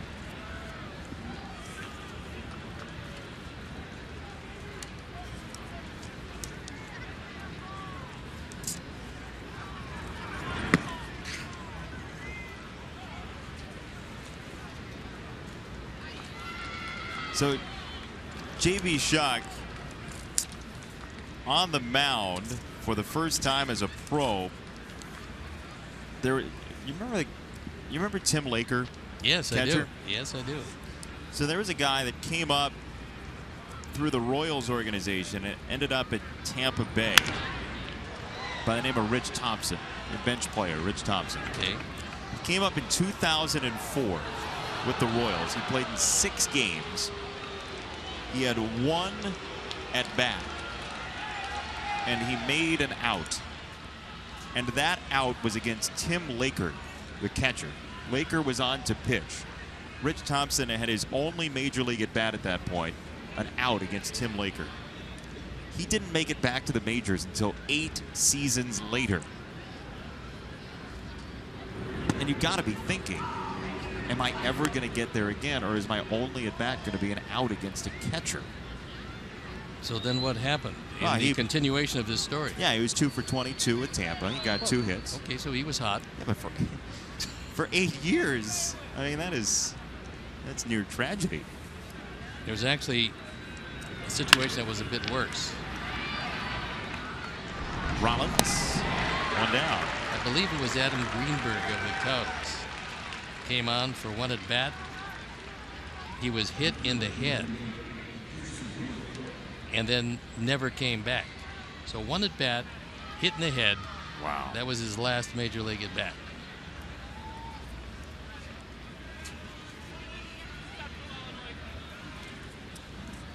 That is not the way you want to go out. Nobody played in the big leagues.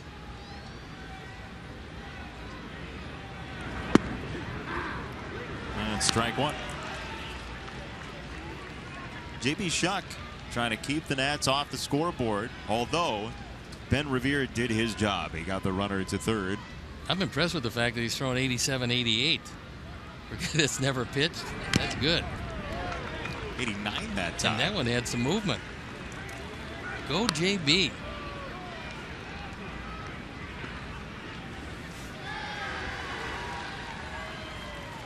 Two strikes to Worth. Espinosa at third. You know, it's funny. You have pitchers who are out of this world athletes at what they do. Hitters who are the very same, some of the best at what they do. And then you take one from what he normally does and make him do what the other guy does. As this is going to get the run home. Rollins to first, and the Nats are on the board again with 11. Pitchers as hitters, hitters as pitchers, doesn't look the same. But no, but that's part of the bucket list. That's right. Every guy who is a non-pitcher wants to pitch. Like Leori Garcia last season in September, he got Jason Pridey on a strikeout.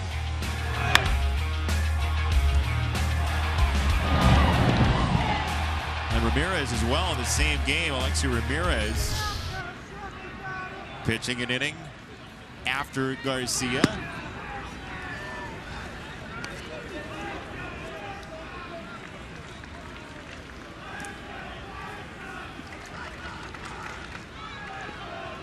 Two down, bases clear. Harper.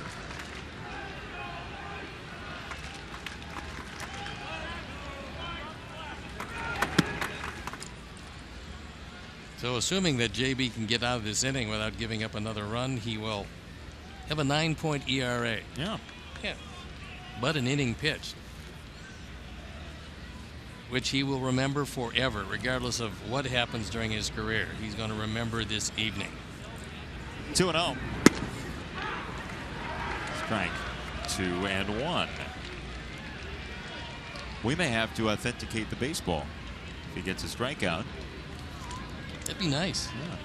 Where is our authenticator, do you think? I ran into him in the hallway yesterday. He was authenticating the hallway. To first, Abreu. So the leadoff double comes back to roost, but Shuck keeps him to 1. Way to go, JB. 11-0, bottom 9.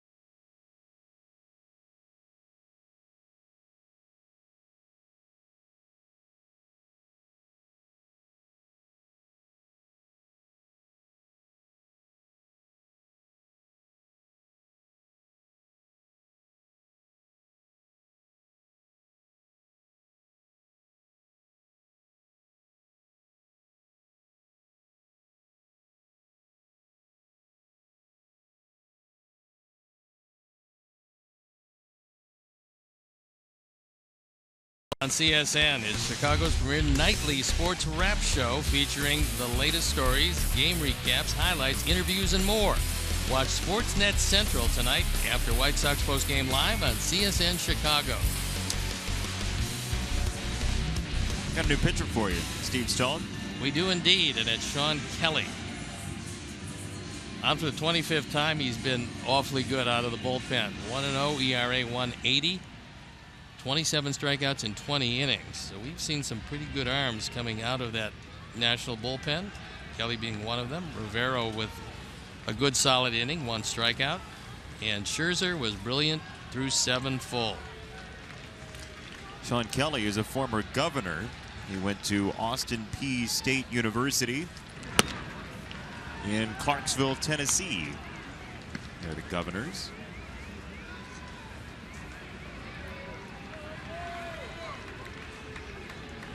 Jose 1 for 3 with his most recent at bat, a base hit. What do you got tonight, Steve Stone? I've got a good friend of mine that's moving to Myrtle Beach. What team should he root for? I think the Pelicans. Well, and maybe Coastal Carolina into the Super Regionals. Beat Carlos Rodon's NC State Wolfpack to get into the Super Regional round. They're down on the Grand Strand area of South Carolina. That's pretty impressive. Yeah. I'll have to tell him. I'm sure he's fallen asleep by now. After talking to you between innings? Mostly. Well, he's a rabid fan.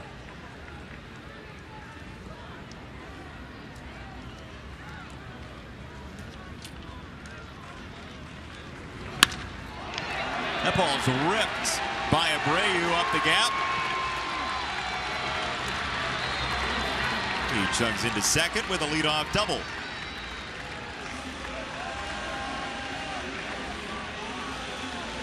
I know you've been waiting for this. Now it's time for the White Sox upcoming schedule, brought to you by Travel Wisconsin. You can plan your fun today at travelwisconsin.com. And it's the Nationals wrapping up the series tomorrow.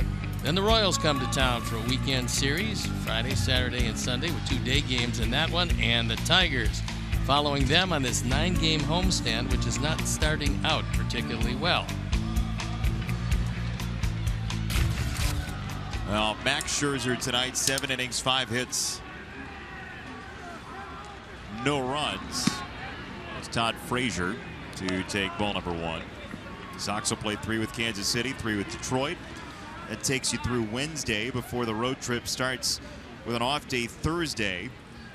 And then road to Cleveland and Boston. So my friend who's moving to Myrtle Beach, Yeah.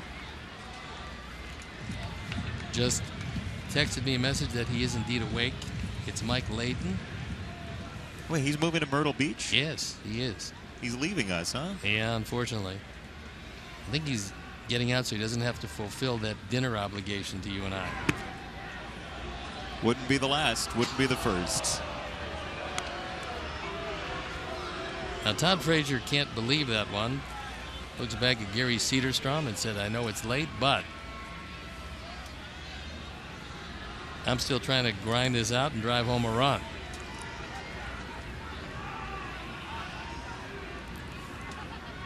One, 2. Misses. 2 balls, 2 strikes.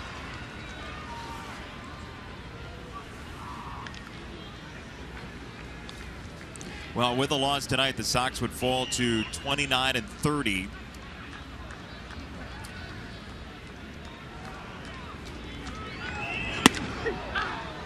That is strike 3 one way or the other. And Frazier retired.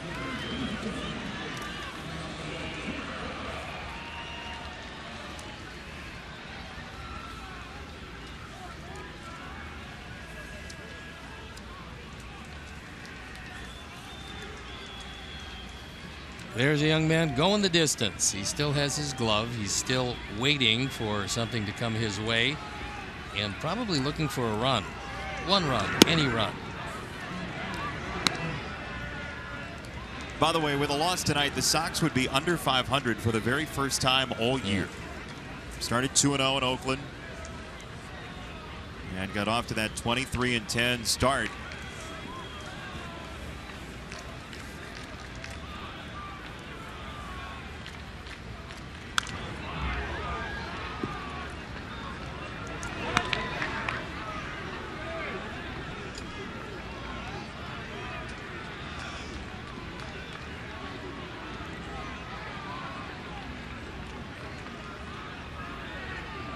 Ball and a strike on Melky, who's 2 for 3.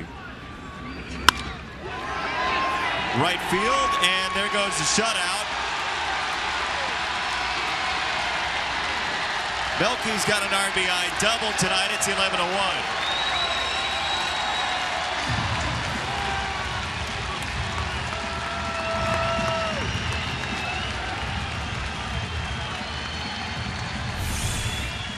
With the first White Sox run, eClick Lending has donated $100 to the Pat Tillman Foundation, supporting military veterans and their families.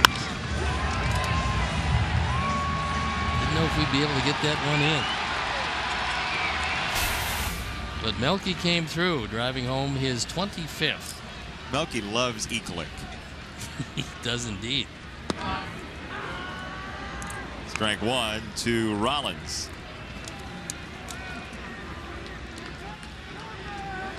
How about 10 runs here? Get JB Shuck the win. Get 11. Get him the victory.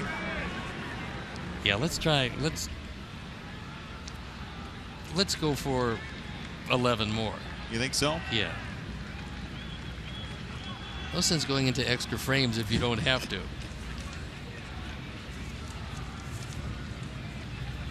Ball and a strike to Rollins. Cabrera at second. That is outside. By the way, just so you know, as part of Sox Serve Week, tomorrow night is guys' night at the ballpark. You've heard of ladies' night a lot, but tomorrow night, guys' night. You gonna be here? I am indeed. They give away a Todd Frazier character free t-shirt presented by the Village of Bedford Park. They've been very generous with their time in t-shirts this year. They've been terrific. Hawaiian shirt days coming up too over the weekend. Yeah. Ceremonial first pitch by writer Kim Barker.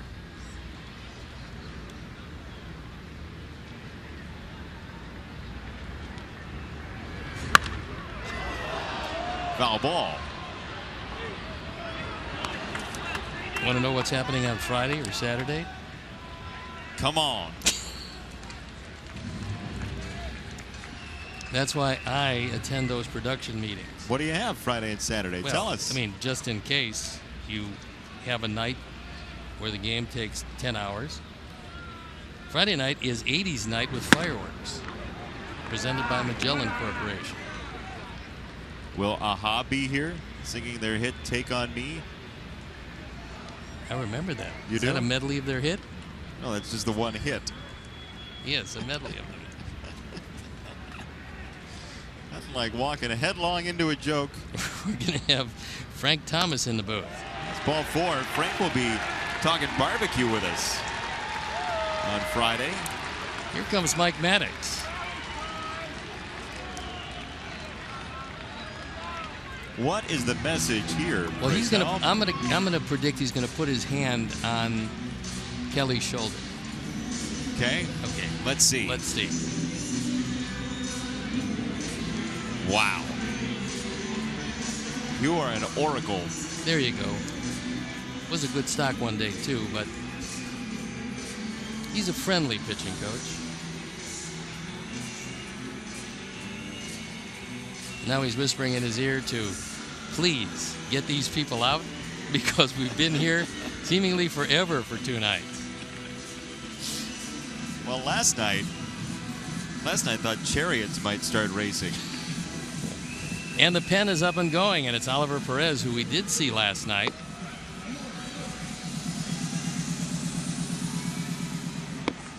He's into it, getting loose with fervor. Well, they told him get loose in a hurry in case things don't go very well. Now Brett Lawrie takes a strike.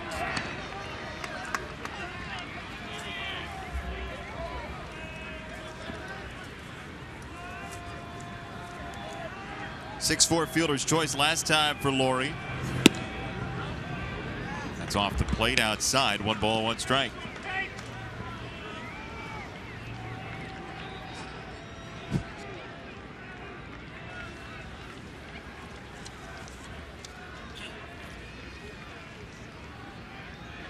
Kelly wants to think it over. So all things considered, over the last 2 nights where you've called 5,000 pitches, are those throat drops they gave you coming in handy? I'm just glad I didn't use the one that you said to me before the game. This will make your throat numb. That was. I noticed you passed on that. Oh yeah, you handed me something. You said this will make the throat numb, Right. which made me think that you just didn't want me to talk tonight. No. As it turned National out, Best Friends as it Day. turned Come on. out, I loved you talking tonight. This is. Yeah. Go ahead. It's telepathy. That's the reason it's National Best Friends Night. We were both going to say the same thing. It's the 348th pitch now coming up to Laurie of tonight's ball game. And you and I and Gary Cedarstrom have seen a whole lot of them. Umpires don't get enough credit for. No, last night for Nick Lentz was a very long night. Same tonight for Gary Cedarstrom behind the plate. And that one is off of Ramos, who took it, I believe, right on the mask. He says, whatever, give me a ball. They call him the Buffalo. He's got some padding. He's there. a big guy. Yeah. But still hitting the mask, you still get some whiplash associated with that.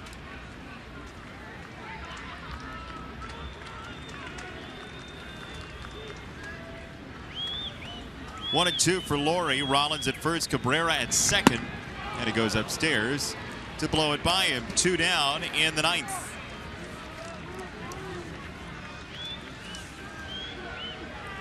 Oh, boy. Dusty's going to make a change. Well, Avila's coming up, and it is the all-important second run out there at second base. So Oliver Perez comes on. Out number 54, always in question. And we will step out and be back after these messages.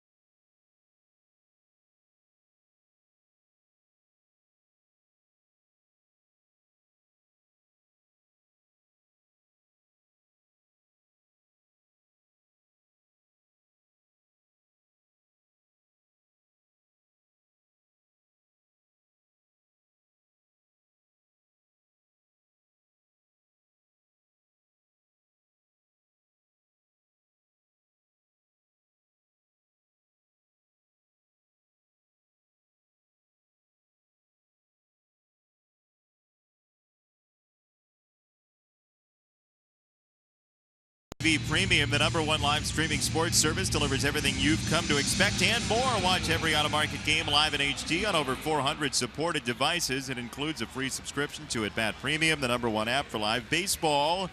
Blackout and other restrictions apply. Visit MLB.tv for details. For the stunning conclusion, here's Steve Stone. And Oliver Perez coming on. We saw him last night for an inning. It's our Hyundai call to the pen, and there he is. On for the 24th time. The ERA pretty good. In a situational left-hander for a long time, and this is the situation as the ball gets away from Ramos.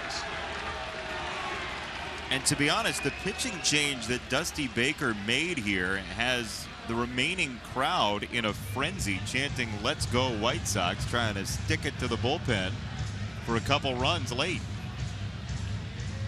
And this change has already cost Ramos a pass ball.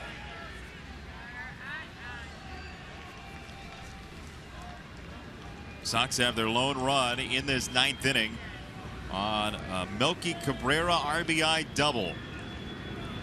Oh, boy. That was a curveball that hit him, by the way, so although the fans are a little excited about that, it helps the on-base percentage.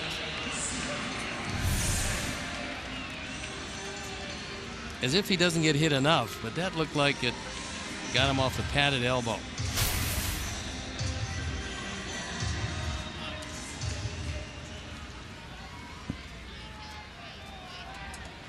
Here's Avi. Base hit, broken bat. 2 coming home, it's 11-3.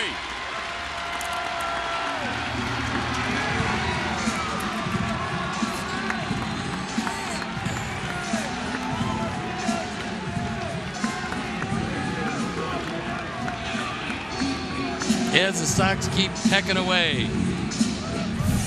Avi drives in a pair. He's now got 21, and this ball is outside. He reaches out, shatters the bat, and pulls the Sox within 8.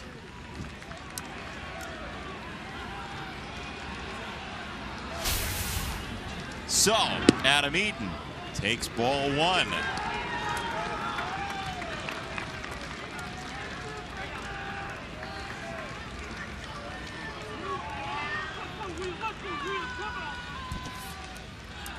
Three runs in the inning. That is ball 2.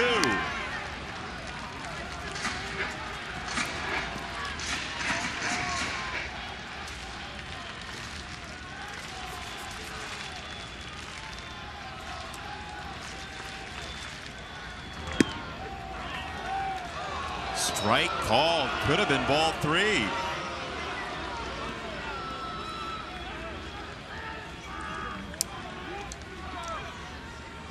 Two balls, 1 strike. Jackson on deck. Garcia, Avila on base. Perez fouled off.